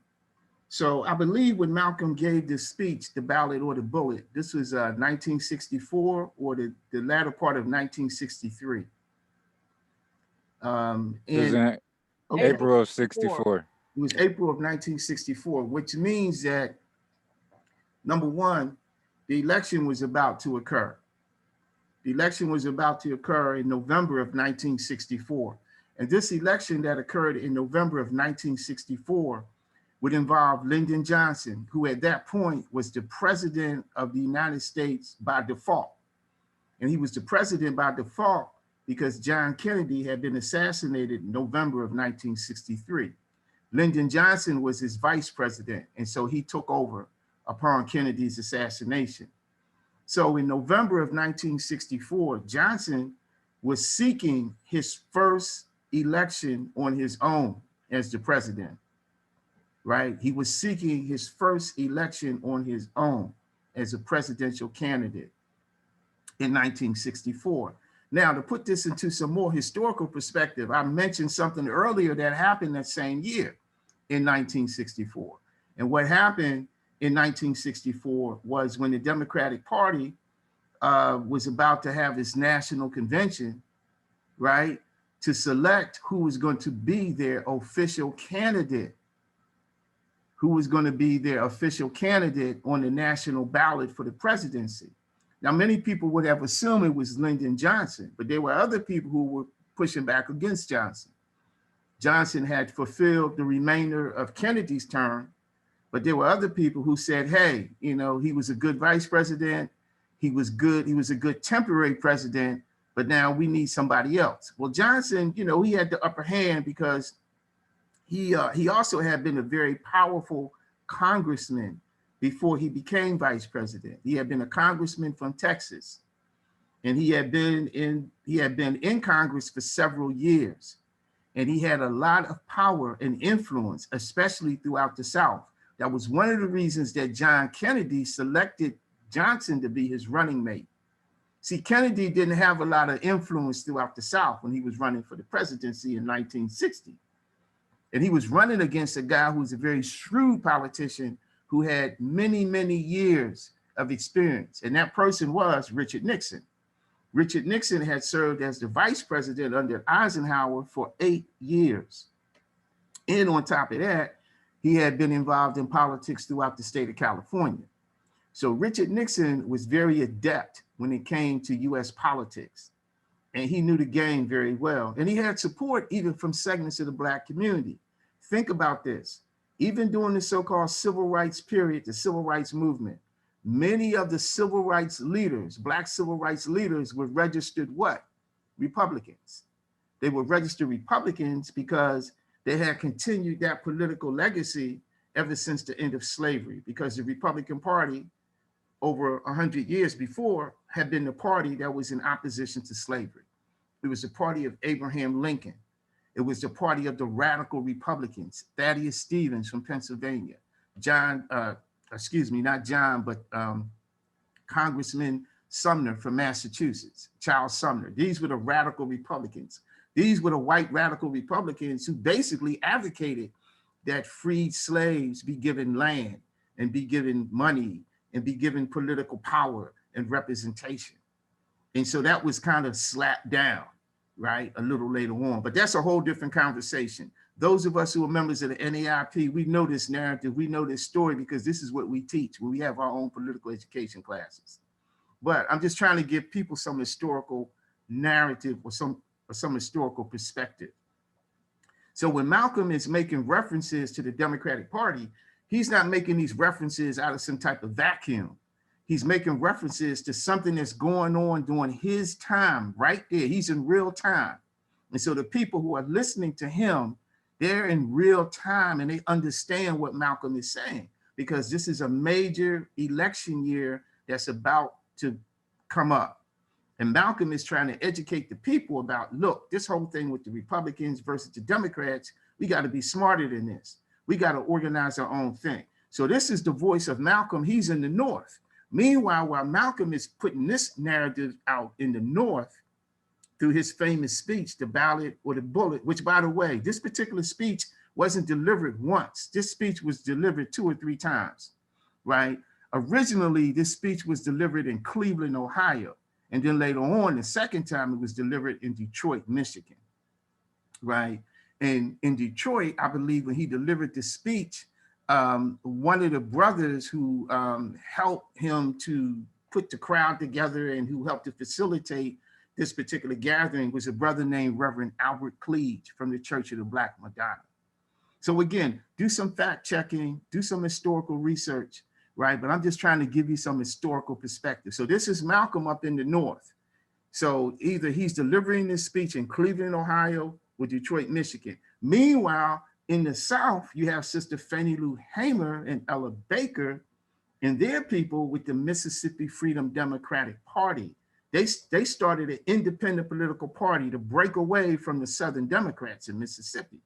And their thing, they're challenging the Southern Democrats in Mississippi, and they're also challenging the National Democratic Party to do the right thing.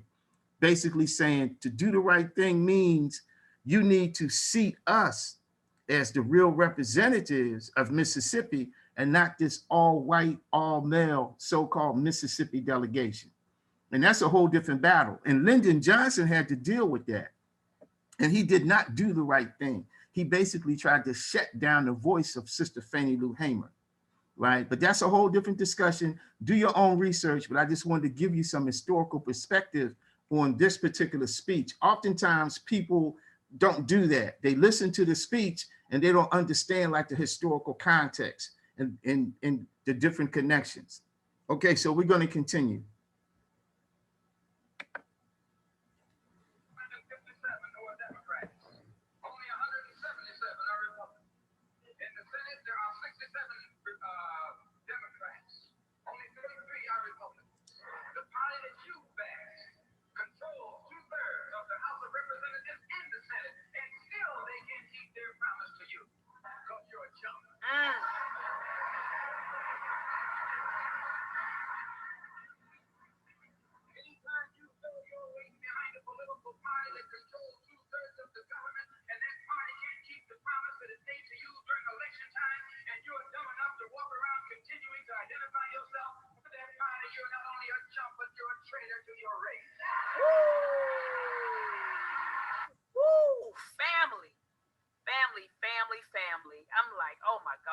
when they took Malcolm X out, man, they took out a giant.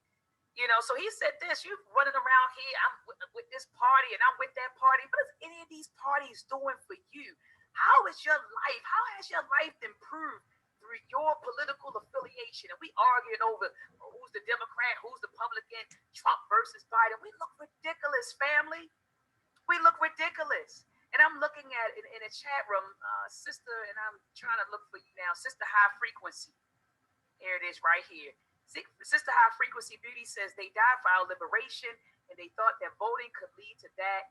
But I want to read this. She said, Black people voting and participating in this system is complete insanity. Queen, I couldn't agree with you more. It's insanity. We're looking to the same people, the same government who created our problems to fix our problems. I'm gonna say that again.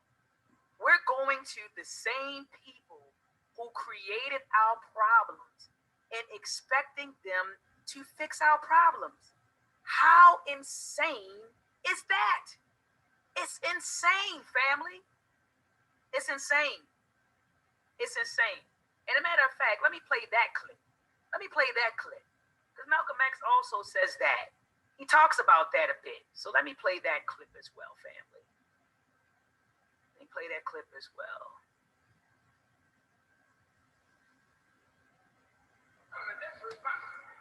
And anytime you find the government involved in a conspiracy to violate the citizenship or the civil rights of a people, then you are wasting your time going to that government expecting redress.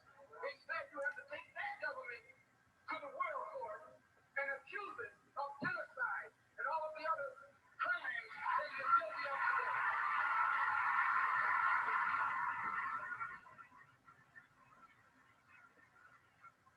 So those of us who know economic and social philosophy and Black nationalism have become involved in the civil rights struggle. We have injected ourselves into the civil rights struggle, and we intend to expand it from the level of civil rights to the level of human rights. As long as you're fighting on the level of civil rights, you're under Uncle Sam's jurisdiction. You're going to his court expecting him to correct the problem. He created the problem. He's the criminal. You don't take your case to the criminal, you take your criminal to court.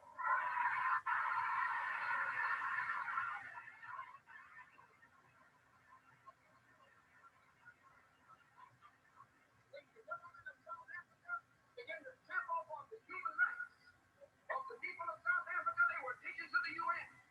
When the government of Portugal began to trample on the rights of our brothers and sisters in Angola, it was taken before the UN. Or even the white man took the Hungarian question to the UN, and just this week, Chief Justice Goldberg was crying over 3 million Jews in Russia about their human rights, charging Russia with violating the UN Charter because of its mistreatment of the human rights of Jews in Russia. Now you tell me, how can the rights of everybody on this earth reach the halls of the United Nations if you have 22 million Afro-Americans whose churches are being robbed, whose little girls are being murdered, whose leaders are being shut down in broad daylight? Now you tell me why the leaders of this struggle have never taken it before the United Nations.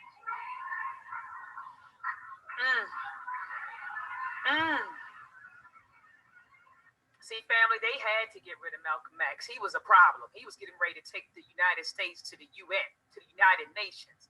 So they had to get rid of our beloved ancestor, Malcolm X. They had to get rid of him, family. And I see your comments in the chat. Some people said, unfortunately, Dr. Ma'at.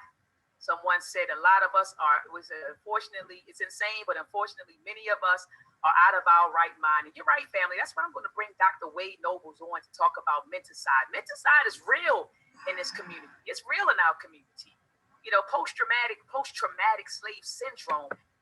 Okay, so I want to stop here because I do want to, get some feedback about the sister's comments about it's insane to participate in the system that's oppressing you.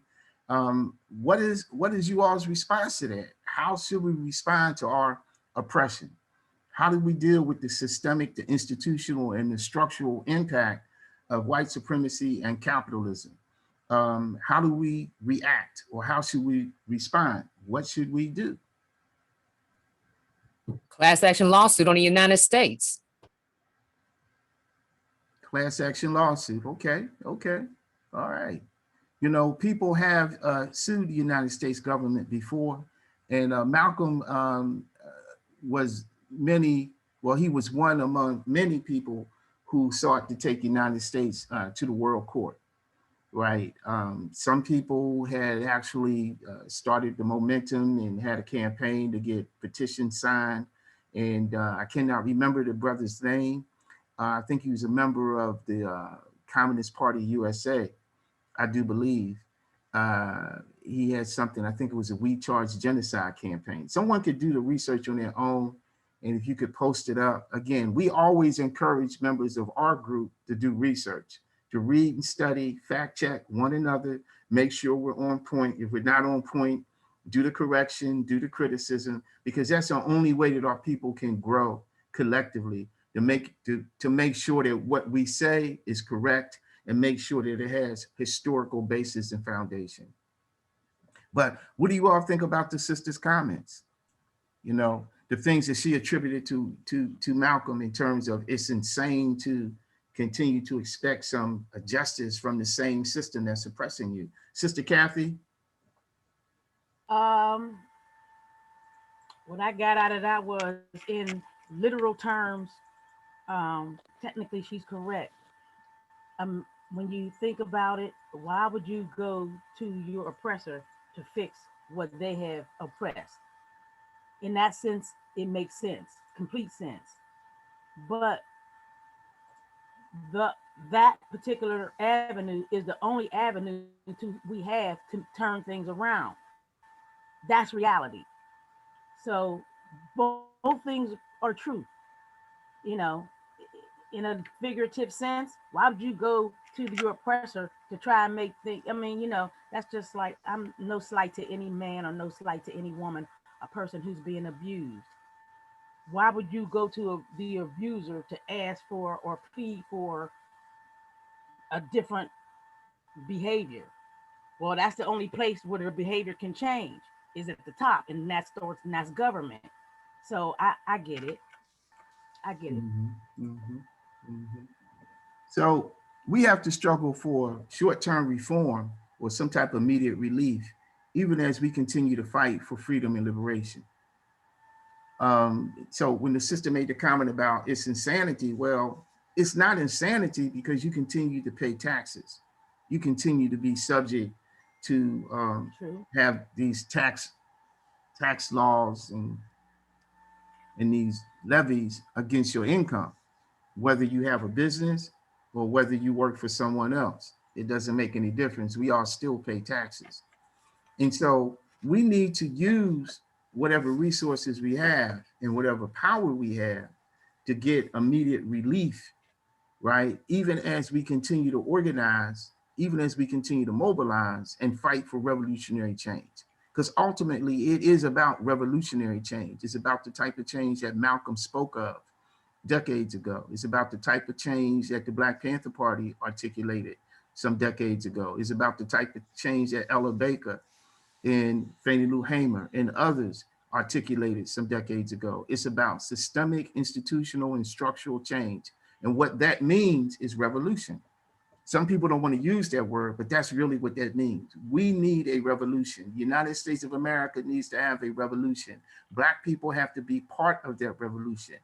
We probably will have to lead that revolution, not so much to help everybody else, right? But most definitely to help ourselves. We need to understand that is part of this historical dynamic and this historical process that continues to unfold during the course of our lifetime, whether we're older people, whether we're middle age, or whether we're young. It's happening right in front of our very eyes. The United States needs a revolution. What it's going to look like, we're not quite sure. What the outcome is going to look like, we're speculating, we're not quite sure, but we have to fight for our freedom and liberation, and we have to do everything we can to influence the outcome and to make sure that whatever the outcome is, is going to involve self-determination and freedom for the 45 to 50 million people who look like us, right? And for anybody else who wants to be part of that process, if they care and if they choose to do so. So we need to be moving on. I'm going to play say some one more. thing before I forget. Yes. Speaking of voting in terms of, you know, the Democratic Party and the Republican Party, I actually think, and I'm just bringing this to the here and now before I forget about it. If the Republican Party was to splinter into two factions, I think that would be us, meaning our Black revolutionaries, our perfect chance to be seated have a seat at the table. Because if their party splits in two, we can split the Democratic Party in two. It's a perfect opportunity. I just see something brewing. I just want to put that out there. Well, you know, I think that's a very good observation, Sister Kathy. As a matter of fact, the Republican Party, as well as the Democratic Party, even as we speak, you know, they have various factions that are competing for power and control within their party. So if you look at the Republican Party right now, the majority of the Republican Party is actually the party of Donald Trump. And if you look at the Democratic Party, you have the progressive factions within the Democratic Party. And then you have the more central and the more moderate factions within the Democratic Party, right? You have segments within the Democratic Party that pander to the corporate rich and wealthy, especially the Wall Street people, the people from Silicon Valley, and the people from Hollywood. Those are the three main sectors that make up a lot of the moneyed folks within the Democratic Party establishment. And so the Democratic Party itself is struggling. The Republican Party, without a doubt, right now is seriously struggling. And so I think this is a great time for those of us who belong to formations such as the NAIP and others to continue to mobilize and organize and push a different narrative that we need independent, revolutionary, radical Black political parties. You know, whether you belong to the NAIP or you join some other party, but we need independent Black political parties that can challenge the Republican and Democratic Party for power. And so we can bring about some short-term relief, real relief for our people. And so we can push ahead with this agenda for a serious overhaul or revolution. So I want to continue with some more of the video, and then we want to start to close it out so we could try to stay as closely as possible to our scheduled time. It's real in our community. It's real in our community. Shango 67 said we had so many Black politicians on both sides of the aisle for many years, and they still couldn't come together. He said and amend the 13th Amendment concerning slavery. He said that's madness. Someone said we've been strategically taught to be chumps. And then Brother Lamar Allen said, I get fired up when I hear Malcolm talk. Me too, family, I do. All right, but I'm going to play maybe one or two more clips, or one more clip, where Malcolm X is encouraging the audience to adopt to adopt Black nationalism, and he describes the political philosophy of Black nationalism, and he talks about the importance of understanding politics. All right, and so I'm going to play that clip for you.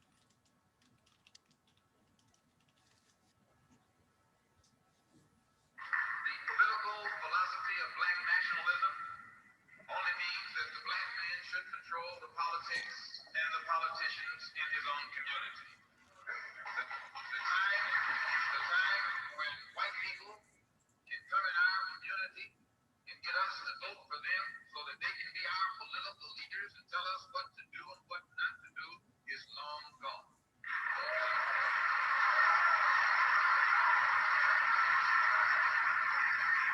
By the same token, the time when that same white man, knowing that your eyes are too far open, can send another Negro into the community, get you a deed of support to him so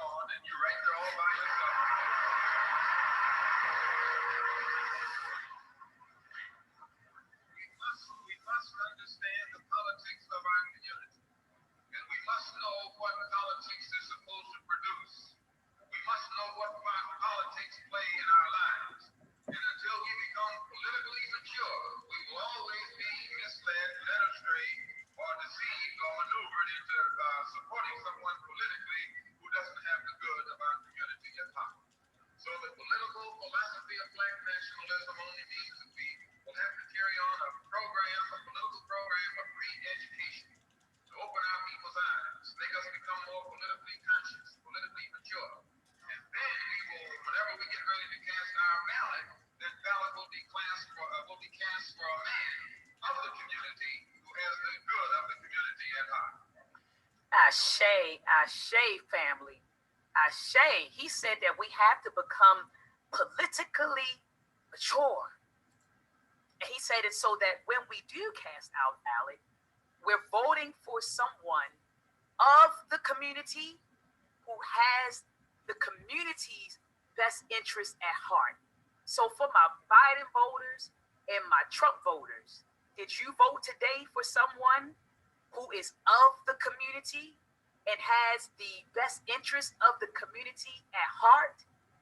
Did you? I mean, did you? Or did you just participate in the madness? I call it the circus, family. It was a circus today. It was a circus today.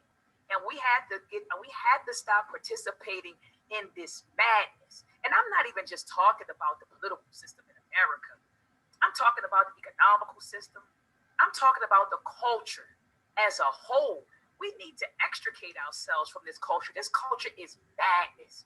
Joe Biden is saying, and I quote, he said that when he gets in office, if he gets in office, he's going to allow 8-year-olds or 10-year-olds to choose their gender. So if they feel like a man or feel like a woman and vice versa, he's going to pass laws or legislation that will allow 8-year-olds, 10-year-olds to change their sex. This is what he said, family. And this is what we're voting for. And some of you say, well, I just want to get Trump out of office. I just want to get Trump out of office. Biden is the lesser of two evils. But we're still voting for evil. The lesser, do you hear the logic in that? We're voting for the lesser of two evils. So that's okay. Family, we got a lot of healing to do. We have a lot of healing to do and a lot of re-educating to do, family. So I'm gonna pause here. And what I'd like to do, again, I know some people have seen this video, and we have about 15. You can finish. We can be done with the video. Okay, so we have about 15 minutes left. No, but what I wanted to do, I wanted to go through what is remaining of the video and kind of scroll through a little bit. Well, I think this was the last clip of her actually speaking about Malcolm X. Okay, great. All right, so we'll stop there. All right, if that was it, so we'll stop there. What I'd like to Bill, that's what he said. What I'd like to point out now is just a few things. So what we can hear is actually the contradiction in what the sister has said over the last few minutes, because on one hand, it's insane to participate within the system. On the other hand, we should be making the choice of the lesser of two evils. So I do agree with her. The lesser of two evils narrative and argument is empty, right? It's been proven to be empty historically. This is not based on my personal perspective of view. If you just look at the history of our relationship with both political parties, both mainstream political parties, and the candidates who have been paraded in front of us, especially over the last 25, 30 years or so, it's not about the lesser of two evils, but it is on us to create independent political parties and independent political formations that can and will represent our best interests. We should not leave it up to other people to start the NAIP or to start some other Black political party. We have to do those kind of things. We have to be willing to sacrifice and put in the work. We have to be willing to organize and mobilize amongst ourselves to make it happen. We can't fault other people because they don't come up with political formations and systems that truly represent our collective best interests. That's the type of work that we have to do, and we have to get off our butt and make it happen. I'd like to point out a few things, and again, and this is based on some comments that a brother had made earlier when he talked about the proliferation of Black elected officials locally and on a state level. He's absolutely correct. In the early 1960s, we literally had about probably no more than 200 Black elected officials all across the United States of America. Today, we have thousands, and we still don't have any freedom or justice for our Black communities nationwide. So we have more Black mayors and Black representatives on city councils and county councils and in some state governments than we've ever had before. How is it that in spite of everything that Malcolm had stated in 1964 and everything that Fannie Lou Hamer and others had articulated in 1964, how is it that today in 2021, we find ourselves in this condition where we've had a Black president, we now have a Black woman as vice president, we have thousands of Black elected and appointed officials from the federal government on down to local governments and municipalities, and we still suffer from mass incarceration. We still suffer from poor, failing schools. We still suffer from almost unbelievable episodes of fratricide within our community where we systemically murder and kill and shoot and maim each other up, right? We still suffer the impact of mass incarceration. We still deal with police brutality and murder, right?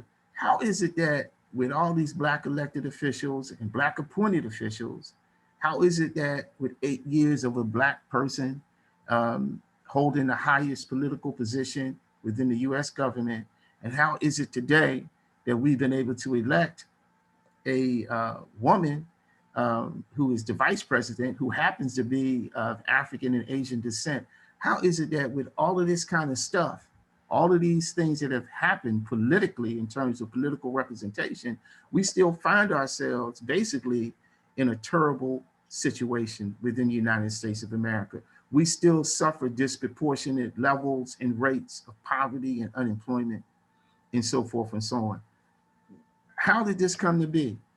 After everything that Fannie Lou Hamer said and done, after everything that Malcolm said and done, after all the lessons that they laid out for us, after all the work and energy that they put in, how is it that several decades later, here we are, we haven't really moved that much collectively? The majority of Black people today, number one, most Black people still live in the South.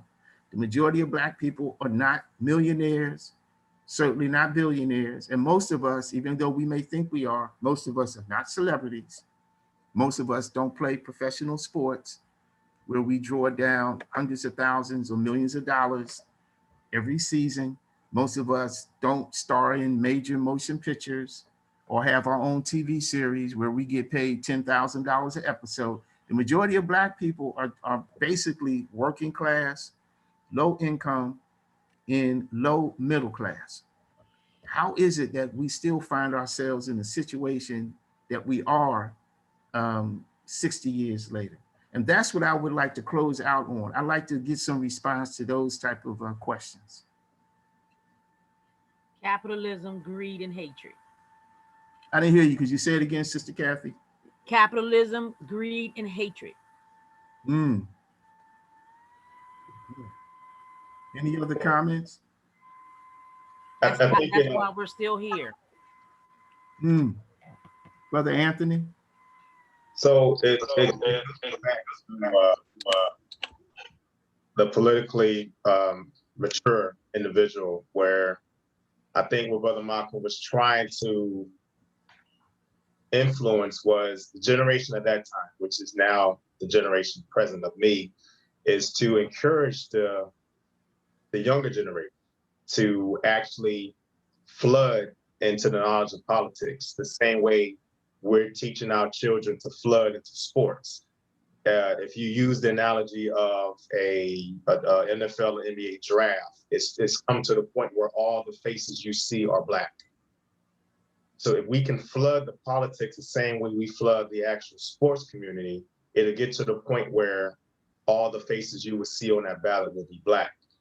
But as long as we're not politically mature, we got to understand there is a chain of command when it comes to politics. A lot of Black people now are not as active in their community as they used to be back in the civil rights era, when the voice was actually knocking door to door. We have the opportunity and to minimize the time to connect to people with social media like we're doing right here. I am from New Orleans, and I see a lot of people here from different parts of the country. That wasn't available back then. So why is it that it's taken so long for us to actually progress? And I think it actually has to do, and I'm sorry for my generation, because I think we've given up on the previous generation teach, like our grandfathers or our fathers, our mothers did to the children. We're so, I guess you can say, just captured in other things outside of what we should actually be dealing with and focusing on.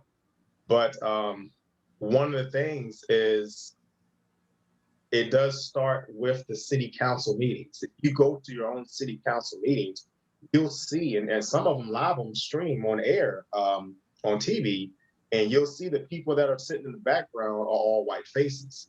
And this is in your community. And if you go to the city council meeting, you vote for the person who represents the city council. It starts from the city council to the sheriff, the mayor, to the governor, all the way up to the Senate.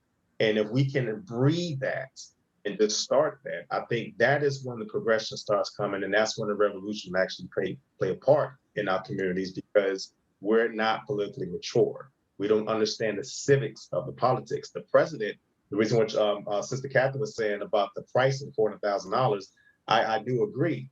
The president is not the actual power of the United States. He is just a spokesman. I use the analogy of a tree. A tree going on the ground. A tree is all that you see when you walk past it or drive past it.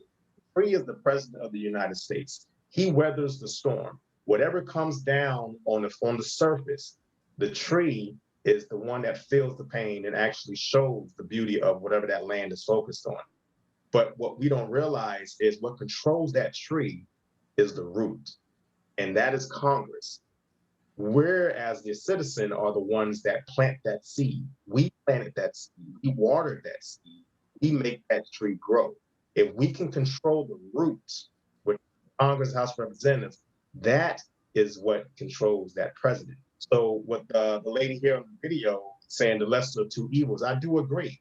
If you have the president here, the president there, and they're not focusing on anything that involves us, then we have to control who controls them. And that is Congress. And if we can flood our Black people into political maturity and into the community with Black faces on that ballot, then it would get better. It would take, I would say, probably just 2-3 generations of us teaching. And you would see more of the Black faces in Congress. Any other comments about this? I really appreciate your commentary, Brother Anthony. Any other comments? Yeah, can I speak? Yeah, Mel. Yeah, the question you asked at the beginning was, how have we come so far and elected so many people locally, nationally, et cetera, and still not seeing the kind of progress we need? And it goes back to the beginning of our session, which is the non-democracy we live in. The fact is that capitalism is very, very clever. It allows us to make some minor reforms. But as long as we don't change that system itself, and that system obligates almost any candidate to become a pawn or indebted to rich people, to the corporate powers. These are not favors that don't have to be paid back. It's the expectation is that you'll be paying those favors back by following corporate policy and state policy, unless you want to be a one-term candidate. There are very rare exceptions in our world, in our country, of people who are able to run for office and stay in office without kissing the butts of the ruling class in this nation. And until we change the system itself, we will not see the kind of revolutionary change that we need to make. And we can only do that ourselves. Thank you. Thank you very much for your commentary as well, Mel. Any other comments? Yes. Sister Gabby? Yeah, I would just like to say that I agree with you, Brother Mel. I do not agree about flooding current politics. Nothing in the US Constitution is for Black people, melanated people, New African. The only thing that we could do is start to own the water companies, start to own the light companies, start to own the oil companies. We don't own any of the infrastructure. We don't own any of the roads, the tolls, none of that. We don't even own our own geographical spaces such as the San Francisco Bay, which is owned by China. If you look at the current accounts, you'll see what we need to do. And it's a full-blown rebellion. I know we don't want to say that word because we're slaved out and we suffer from post-traumatic slave syndrome, but a rebellion is at the heart. What is inevitably going to occur, we cannot stay nonviolent. It must get violent. So thank you for your time. Well, thank you very much for your comments as well, Sister Gabby. Any other comments as we move along? I think, Anthony, you had something that you wanted to say as we move on. I was going to caveat on what Brother Mel said. I'm active duty military. So even though I live here in New Orleans, all of my rights and legislation voting goes to the state of North Carolina, where I'm from. So one of the big deals we had out there was, if anyone else understands the term of gerrymandering. Right. So it was really, really, I mean, it was bad, pretty much. I don't want to go too much into it, but the people realized what was going on, and everyone in that community got together and they voted. So I believe it was 2019 is when it went up to the Supreme Court, and they were like, yes, this is what's going on. So they erased all of it. And they told them, state of North Carolina, you have to remap this because this is very unconstitutional, and it dates back to prior Jim Crow. So, like I said, as an example, what Brother Mel was saying, what I was saying in the beginning, the community has to know what's going on politically in their environment to change that and get together and push something out. Thank you very much for your comment. So, yes, I think everything that's been presented has its place. I think that short term, yes, we need to address issues of gerrymandering. We need to address issues of community ownership of resources, and of infrastructure. A lot of that is short term stuff. Those are the things that we have to pursue in pursuit of relief and of some type of immediate justice, right? And I put some quotation marks around the term justice. But I think what Mel is pointing to is the need for systemic, structural, and institutional change, which is revolutionary change, which requires a different type of mindset. So it's not about reform or revolution. We have to develop a strategy that is reform and revolution.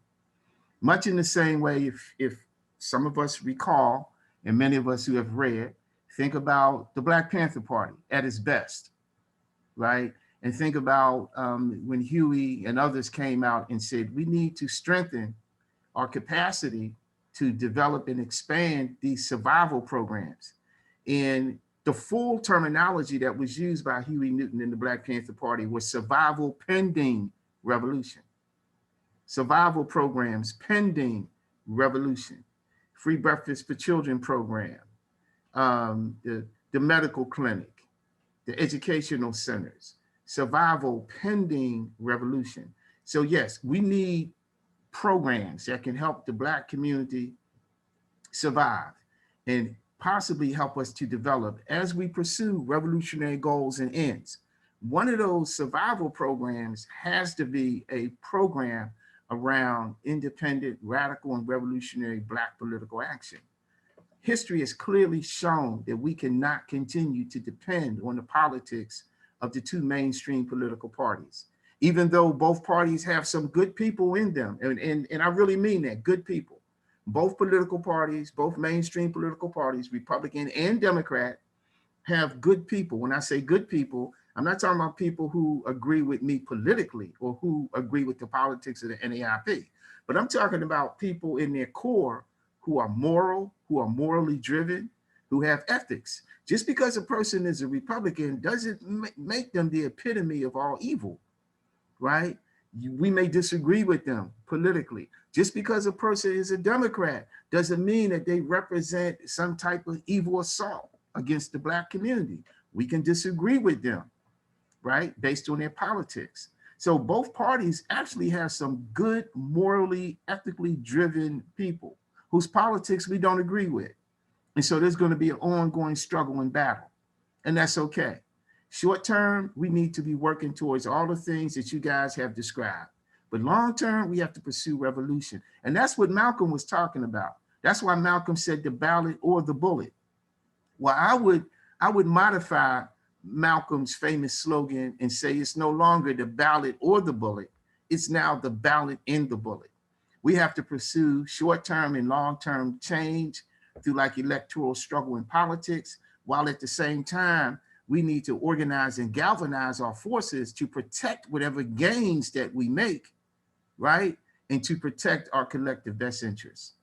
Brother, you say you're active military. There's a reason you're active military. You're active military because the United States government has to protect what it's been able to gain, and it has to protect its own interests, whether we agree with it or not. We have to have the same type of mentality and develop the same type of stratagems and mechanisms within the Black community, and align ourselves with other people who are non-African who also support and share our cause. Because just like the United States government has to rely on its allies. If it doesn't have allies, it can't do half of the stuff that it does. It can do things within its own borders, but once it leaves the borders of the United States, it has to depend on strategic relationships with people of other nations, people of other states, people of other religions and backgrounds. We have to develop the same type of mentality as Black people. We can't isolate ourselves.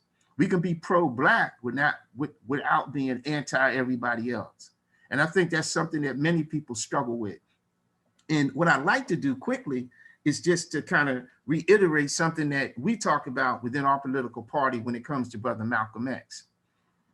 When Malcolm X first came into consciousness, he was what you would call a Black nationalist. Now, I'm not going to get into the different types of Black nationalism because there are some variations even with Black nationalism. But Malcolm was a Black nationalist. But then as Malcolm was able to see the connection between what was happening with our people here, you know, Malcolm oftentimes in his speaking would reference the 22 million Negroes or the 22 million Black people who live here within the United States. So at some point during his growth and during his personal development, Malcolm was able to see the connection between what was happening with those 22 million Negroes and what was happening with the other Africans from around the world. So at that point, Malcolm's political consciousness moved from just being Black nationalism into being what? Pan-Africanism. And pan is just an old Greek term that means world, worldwide, or global. So Malcolm became a person who was concerned not just with the 22 million Blacks here within the United States. He was able to connect the dots, and now he was concerned because he saw the connection with the Africans or the Blacks worldwide. So Malcolm became a Pan-Africanist. Now that didn't stop him from being a Black nationalist. It just means that he added an extra layer, right? And then later on during Malcolm's development, Malcolm was able to see the connection between the oppression and the suffering and the exploitation of the 22 million Blacks here within the United States and the 1 billion Africans worldwide and other people who were not African. He was able to see the connection between our people's oppression and the oppression and exploitation of the Chinese people, of the Vietnamese people, of the Cuban people, of some European people. And Malcolm was able to put all that stuff together. And at that point, he became what? An internationalist. And so becoming an internationalist was actually the highest level of political development. You know, it's like you looking outside your door and all you're interested in is your neighborhood or maybe your community. And then you get a little older and you take an interest in what's happening with your city and then your state. And then you get older and you take an interest in what's happening with your whole country. And then as you get older, you take an interest in what's happening with the world. And maybe you get you get your passport and you travel a little bit, right? And then you travel to Africa. You say, wow, I'm on the mother country soil at last. And then you start to see the connections between what's happening in Africa and what's happening with some other people. And so you become international. You travel all around the world. You eat all types of food. You're able to appreciate the contributions of all humanity, whether you agree with their culture or not. So Malcolm at one point became an internationalist, and that didn't preclude him still being a Pan-Africanist, just like being a Pan-Africanist did not preclude him from being what? A Black nationalist. So Malcolm at some point was all of that. And I think this is very important because oftentimes what people will do, they will cherry pick different speeches of Malcolm X. So some people will cherry pick and focus on the speeches that Malcolm made when he was basically just a Black nationalist brother. And then some people will cherry pick and focus on the comments and speeches that Malcolm made regarding the African diaspora and the struggles of African people worldwide, especially those on the continent. And then some people will cherry pick even more and they're focused on some of the comments that Malcolm made when he came back from making the Hajj or the pilgrimage to the holy city of Mecca, right? And he talked about the universality of people's oppression and exploitation. Now, Malcolm never denied being a Black nationalist, and he never put that down even when he came back from Mecca. But some people will cherry pick, and they will like cherry pick different comments and different speeches that Malcolm made in order to suit their own agenda, right? And I understand that, but we need to understand that just like all of us have been growing and developing, and we continue to grow, and we continue to develop, the same thing applied to Brother Malcolm X. Malcolm X died when he was 39 years old. He was still a very young man. He still had a long way to go. You know, we don't know where Malcolm would have went after that point if he had lived. The same thing with Dr. Martin Luther King. Dr. King died when he was 39 years old. He was still a very young man. So we need to never forget that. These were two giants. These were two great men in our presence.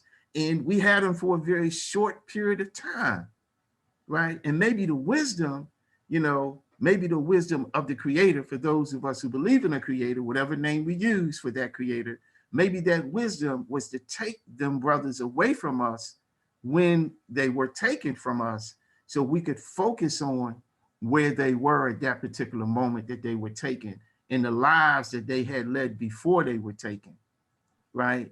So we should not forget that, right? And so all of us continue to learn, all of us continue to grow. I'd like to make a Hey, Brother Khalid, there was a one quick person that had their hand up. Oh, okay. Let's see if I think it was Sister Twyla. Yes. Yes, thank you. Like Brother Anthony, I am a Marine veteran, so, and I understand because of the places that I had to work and serve. But the one thing that concerns me, and it always has concerned me, the Panthers not only started the what ended up being the Meals on Wheels in the homes for senior citizens, but the one thing they own their own narrative. They controlled the messaging. They controlled the facilities that was used. They had their own newspaper. It was only a quarter, but I mean, that was a big step back in the day for us. You know, a quarter gets you a bottle pop and penny candy, and you still have change. But we don't own any media, even what we're using right now. At any given time, they can deplatform us. They could shut us down. And as all the great ideas that we have, I still haven't found where we've really been. We're talking about revolution. We're talking about rebellion. We're talking about these things for the betterment of us, but we're talking about them over their own devices, their own platforms. And I haven't heard where we are focusing on how to devise our own way of being able to communicate. That I think is something that really needs to be at the top of the list before we start getting into the nitty-gritty and the details. I happen to know personally that everything is tracked, and at some point in time, like the Panthers had interlopers like O'Neal, and there were a couple other ones. Nowadays, you don't even need an interloper. They can just hit a button and pick up on us. And I'm just concerned about what are we doing to focus on that aspect. Thank you. Okay, well, thank you very much for your commentary. First of all, revolution, radical transformation is always risky business, right? And so when you're pushing back against the status quo, whether it's the 1940s, 50s, 60s, or even today, it's always risky business. And you always take the risk of being wrongfully accused, being wrongfully adjudicated and perhaps being locked up and incarcerated. You always take the risk of being prosecuted, persecuted. You always take the risk of imprisonment. You always take the risk of losing your life, losing your career, losing contact with your family or friends. You always assume that type of risk. When you're dealing with the pursuit of your freedom and your liberation, you can rest assured that the people who are responsible for your oppression and exploitation are going to be doing everything they possibly can to listen in on you, and when they're able to actively prevent you from pursuing your goals and objectives. Guess what? That's what they're supposed to do, right? Because their interest is contrary to your interest. Their interest is to maintain the status quo. Their interest is to maintain the status quo of oppression and exploitation, right? So what do? Well, we continue to use whatever technologies that make themselves available, and we continue to be creative and innovative in putting together whatever technologies that we can develop to help us do the work that needs to get done. The Black Panther Party had a newspaper, but even with its own newspaper, it still was not able to circumvent the infiltration of agents and of spies and of informants. The Black Panther Party utilized the technology of its day and created some other ways to communicate amongst its members and to communicate with the community. It still was not able to circumvent the infiltration of agents and informants. So even with the use of modern technology, even with the creation of our own technologies, we still will be subject to infiltration, perhaps penetration, and that's just par for the course. We talk about nation building, nations spy on one another, nations gather intelligence on one another, nations, even allied nations, compete against each other. That's part of the reality. That's part of the reality. Fighting for your freedom is risky business. It is not something that you will engage in without any risk. And the risks go from being subject to surveillance to death.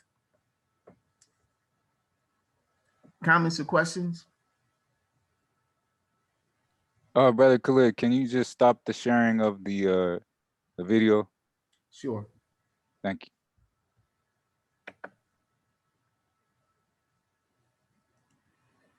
Any other comments or questions as we start to close out? I think we've done pretty well.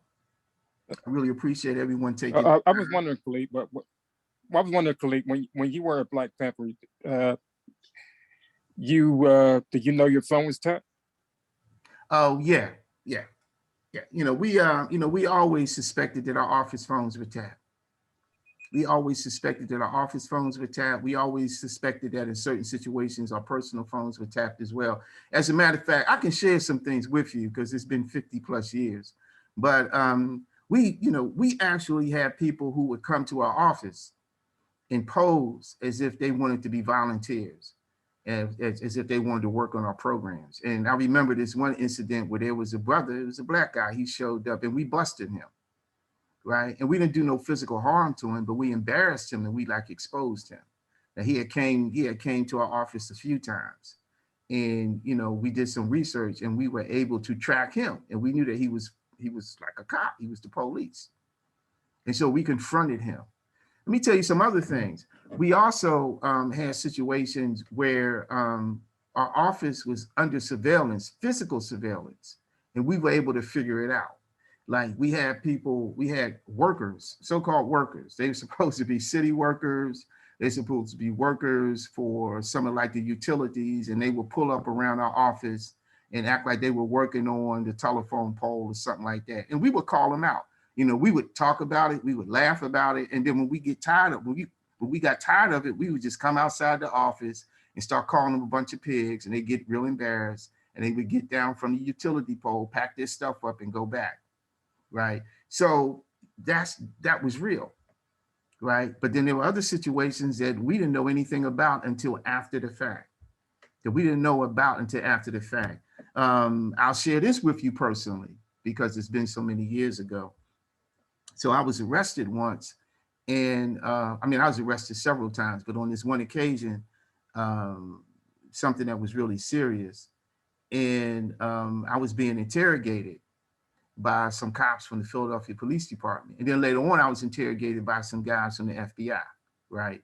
But they pulled out all types of pictures and photos. They had pictures and photos of me leaving the office, coming into the office. They had pictures and photos of me selling papers at rallies, the whole thing, right? So that's part of it.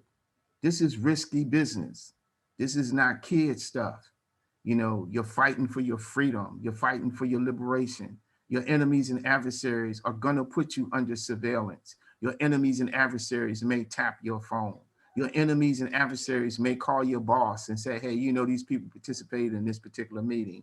Do you really want these type of people to work for you? Do you really want to have a contract with these type of people? Your enemies and adversaries will do things like that. And guess what? That's what they're supposed to do, because that's why they're your enemies and adversaries, right?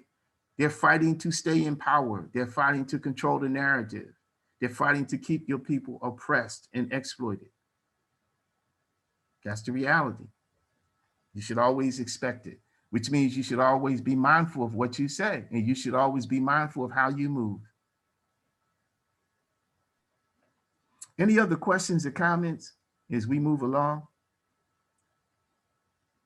Yeah, with that being said, let's all, always look to be on the lookout for each other and protect each other. I did have something to say. Yes, sir. I'll make it real short. I'm gonna put it in the chat. There's a new African piece from a formation years ago. It says so we don't get fooled again. It's all, and I'm gonna put it in the chat. It talks about your mouth.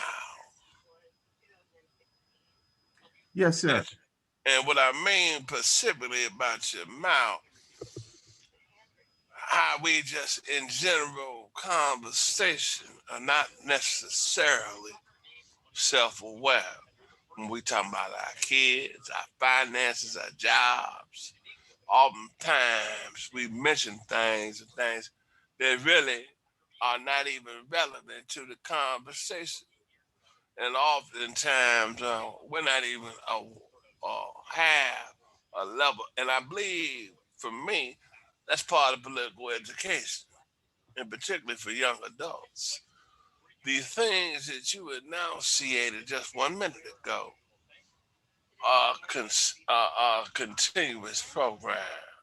And a lot of people really take things for granted. They do. Understand? And so I think, as a humble suggestion, that they need to have a political education piece on self-awareness. Because oftentimes we think because we out here organized, everybody cool. Or because they got some red, black, and green on, this, that, and the other. Could you give me a brief synopsis and how do you see that, sir? Well, I agree. I think political education and I think security awareness is always important. Um, my history has been a history where those kind of things were taught and emphasized, and I tried to teach and pass it on to other people. And we try to demonstrate and we try to embody that within our group, New African Independence Party. So I do agree. But one thing that we can't do, we can't be afraid and we can't become paranoid, because again, our enemies and adversaries are counting on that. They are counting on us becoming so afraid and so paranoid that we can't move, that we decide that it's better for us to just accept what they dole out as opposed to fighting and pushing back, right? If we come to believe that the technology is so superior that there's nothing that we could ever do to bring about change, then guess what? We just won't do nothing. We'll just accept the enslavement. No, it's not the enslavement of our ancestors. No, we're not like, picking bales of cotton. And we're not out there, gathering sugar cane, but it's enslavement nevertheless. And if we come to believe that we're always being watched to the point where we can't do anything, then we won't do anything. We have to be bold. We have to be courageous. right? If you got me on tape, you got me on tape. If I said it and you got it on tape, then you got it on tape. You got it on tape. Do something about it, right? And that's it. Because I'm gonna keep doing what I do. I'm not gonna stop till the day I die, right? And I'm not gonna be no chump, and I ain't gonna be no coward, okay? And that's just straight up. So if you're gonna do something about the things that I represent, if you're gonna do something about the things that I write and the things that I say and what I advocate, then do it. But you ain't gonna step to me and try to intimidate me to get me to back down. That ain't gonna happen. That ain't gonna happen. And that's the mentality that we all have to embrace. That was the attitude and the mentality of the Black Panther Party, right? The Black Panther Party was like, we're gonna do it anyway. You said we can't do that. Oh, well, that's exactly what we're gonna do. And if you don't like it, then do something about it. And that's the way we need to roll. We have to stop being afraid. Stop being afraid. Our enemies and adversaries capitalize off of our fear because they know that fear immobilizes people. And we have to find a way to train ourselves to move beyond that fear. I know in the military, you guys learn that. You are trained to move beyond your fear because fear is a natural thing. It's natural. Like when people say, man, I ain't afraid of nothing. That's not true. I mean, I've said that myself sometimes. That's not really true. We all afraid of something. Real courage is being able to recognize that you have a fear and being able to move beyond the fear and take action. That's courage. Now, if you ain't never feared nothing, you just be doing all types of crazy stuff, you ain't courageous, you just crazy, okay? So all of us are gonna experience some fear. We have to learn how to move beyond it and do what we have to do. Learning from your past. See, well, what I see is people, I just put it in the chat, it says, so we don't fool ourselves again. Now, they say experience is the best teacher. It's not necessarily about being intimidated, but learning from your mistakes. The piece is called, I put it in the chat, so we don't get fooled again. Oftentimes, we don't take heed. And particularly when we're dealing with young, so how do we move to a trajectory and paradigm where we taking heed and because I listened very carefully, all the things you said when you was in the Black Panther Party, all that has to be absorbed. And oftentimes they say this person just, he just talking. So how do we get people necessarily in a humane way to take heed? Yes, sir. So I'll just leave it like this. I'll just use a slogan that we used to use a long time ago to make it real simple. And I think it's being demonstrated this afternoon. We used to just sum it up, each one teach one, right? Each one teach one. So I hope the people listening and watching, whether they're on our side or not, I hope they've been able to learn something that can help them to become better people. And then those who have learned something, then you take that and you teach somebody else, right? And so that's the way that I look at it. And I do agree that we need to incorporate more structural stuff like political education and security awareness, classes or workshops or seminars, or just maybe a little chat from time to time. But we should not let the technology of our enemies and adversaries immobilize us to the point where we believe we can't do anything because we become so paranoid. And then the other part of that is we become so super duper paranoid that we start to point the finger at each other. See, that's another lesson from the Black Panther Party, that at times we were manipulated to blame one another and point the finger at one another, which created more divisiveness and created disunity and fractured not just the party, but fractured the movement itself. And we all know how that ended. You know, I've oftentimes shared with a lot of the younger generation when they point out, you know, the conflict, the East Coast, West Coast conflict, you know, like within the hip hop community. And I just chuckle and I say, hey, what you guys are going through is very tragic, but you were not the first East Coast, West Coast source of conflict within the Black community. And they ask me what I'm talking about, and I give them a little history lesson, right?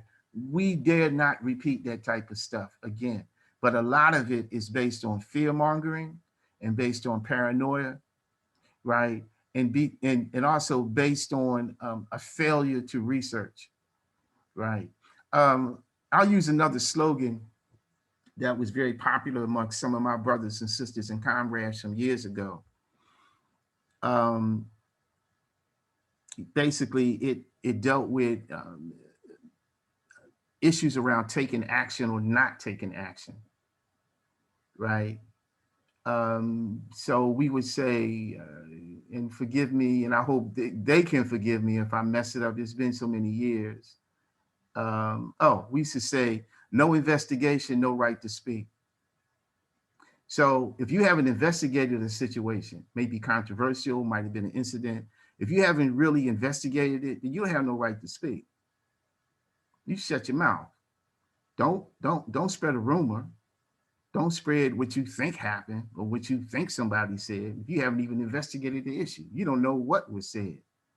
And so those are some of the small things that can help us to maintain some type of sanity and maintain some type of security consciousness as we continue to do the work that we have to do, whether it's pursuing the short-term reforms that can bring some relief to our communities, or whether it's pursuing the long-term goals and objectives of radical revolutionary transformation. Okay, we need to start to close out. We're like over. What I'd like to do before we close out, if I could see the chat, the comments in the chat, if there's anything that, you know, is pressing that we need to respond to quickly, because I know everybody's time is valuable. So let me take a look at the chat here. Well, looks like the last few comments that came in after Brother Chinwezu, from Sister Zuri, the struggle weeds those out itself. And if anybody wants to speak up about their particular comment, that's fine. Just stop me.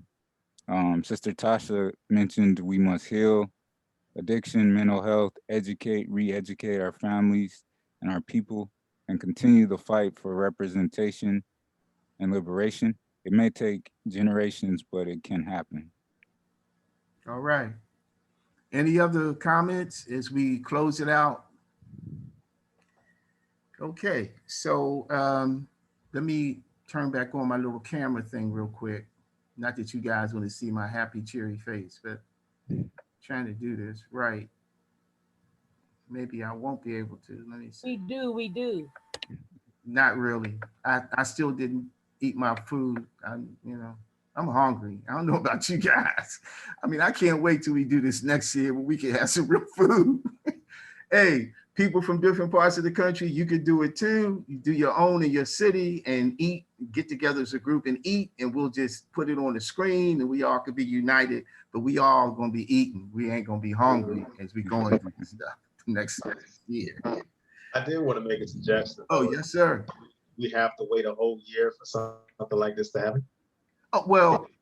Quarterly or semi-annually?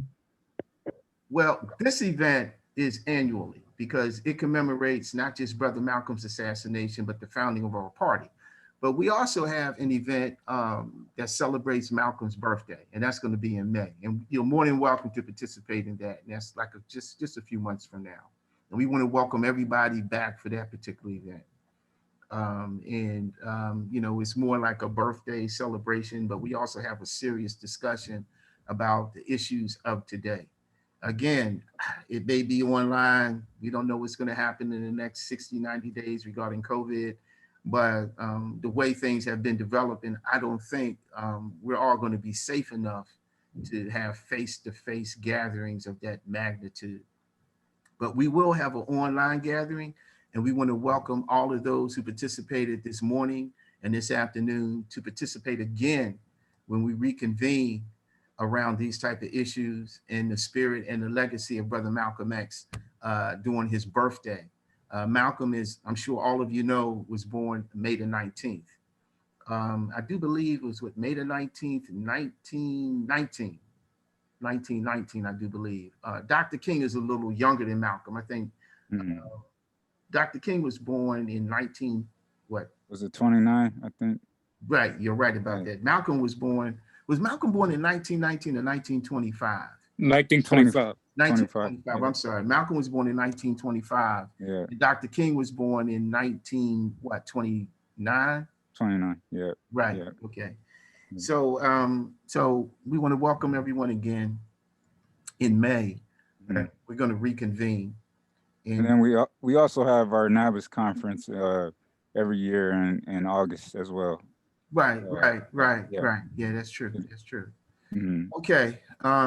And everybody, please feel free to follow us on Facebook, join our membership and organization page, check out our website, and please, share the word. And we look forward to, building from here. Absolutely. Thank you very much for those reminders and those commentary, that commentary, Brother Brian. Also, last but not least, hey y'all, unlike the Republicans and the Democrats, we don't have like $3,000 a plate fundraisers. So if you got some extra change in your purse and in your wallet or stuffed in your shoe, please make a donation. We greatly appreciate it. Okay. Yeah, I'll post the link in the chat. Legally, you're a public action committee, correct? Huh? Beth, what's going on? What you say? Legally, you're a public action committee, a PAC, right? No, legally we're independent. Well, legally we are a political party. We're what you call a 527 organization. A 527 can be a political party. It can be a political action committee. Yeah. Okay. We are a independent political party. So you could go and you could check us out with the state of Pennsylvania. And my problem is at work. To make such a donation, I have to put in a whole bunch of paperwork around it, and I'm not entirely comfortable doing that, so I probably won't. Sorry. Okay, well that's fine. People make donations to our party on a regular basis, and again, if you go to our website, you can see the disclaimers. We make it very clear that if you make a donation to a 527, it's not a tax deductible donation. No, that's not about that. This is about a company regulation, and because that's a bank. And they consider this to be the way that they can avoid certain conflict of interest laws. And it's just not something I really want to get into. For work. Okay, that's fine. I'm just trying to provide some clarity for yourself and for others. Yeah. We are. Let me finish, Beth. Okay, thank you. We're a 527 organization. So we're a tax exempt organization. All political parties are 527s, just for the sake of the viewing and for the listening audience. All political parties are classified as 527 organizations. Those of you with online access, you can do some fact checking and just to confirm. So all political parties are 527 organizations. Political action committees and others can also, if they choose to, be listed as a 527 organization. We are registered with the state of Pennsylvania as a 527 political organization and is a tax exempt nonprofit. Donations to our political party are not tax deductible. So there's a difference between being a tax exempt organization and those donations being tax deductible. So most of us know about 5013C nonprofit groups or organizations. A 501c3 is tax exempt, plus the donations made to a 501c3 are tax deductible. Political parties, for the most part, are tax exempt, which means that monies that come our way are not subject to income tax, federal income tax. However, the people who make the donations cannot deduct those donations as exempt. So that's the difference. So I hope I was able to give some clarity, and for those who want to make a donation. But people make donations to our party on a regular basis, and it's never been an issue. We are in compliance with all the laws of the Internal Revenue Service as a bona fide political party. Any other questions or comments as we move on? All right, I want to thank you all again. All power to the people and free the land. And for us, free the land, we know that free the land was a slogan that was developed and taken up by groups like the Republican New Africa, and they talked about what was oftentimes referred to as the homeland of the majority of the Black community in the South, right? But when we say free the land, we include that as well. But we also mean free the land where you live. Free your land from gentrification, from land theft. Free your land from environmental poisoning. Free your land from white supremacy and racist police violence. Free your land from inept and failed public school systems and institutions. Free your land from homelessness and eviction. So when we say free the land, we mean really, really free the land. All right, so all power to the people and free the land, and talk with you guys again. Take care. All power to the people, free the land. All right, to the people. Thank All you power to the everyone for people. joining. All power to the people. Power To the to the people, free free the the land. land. People, Free the land. Free the land.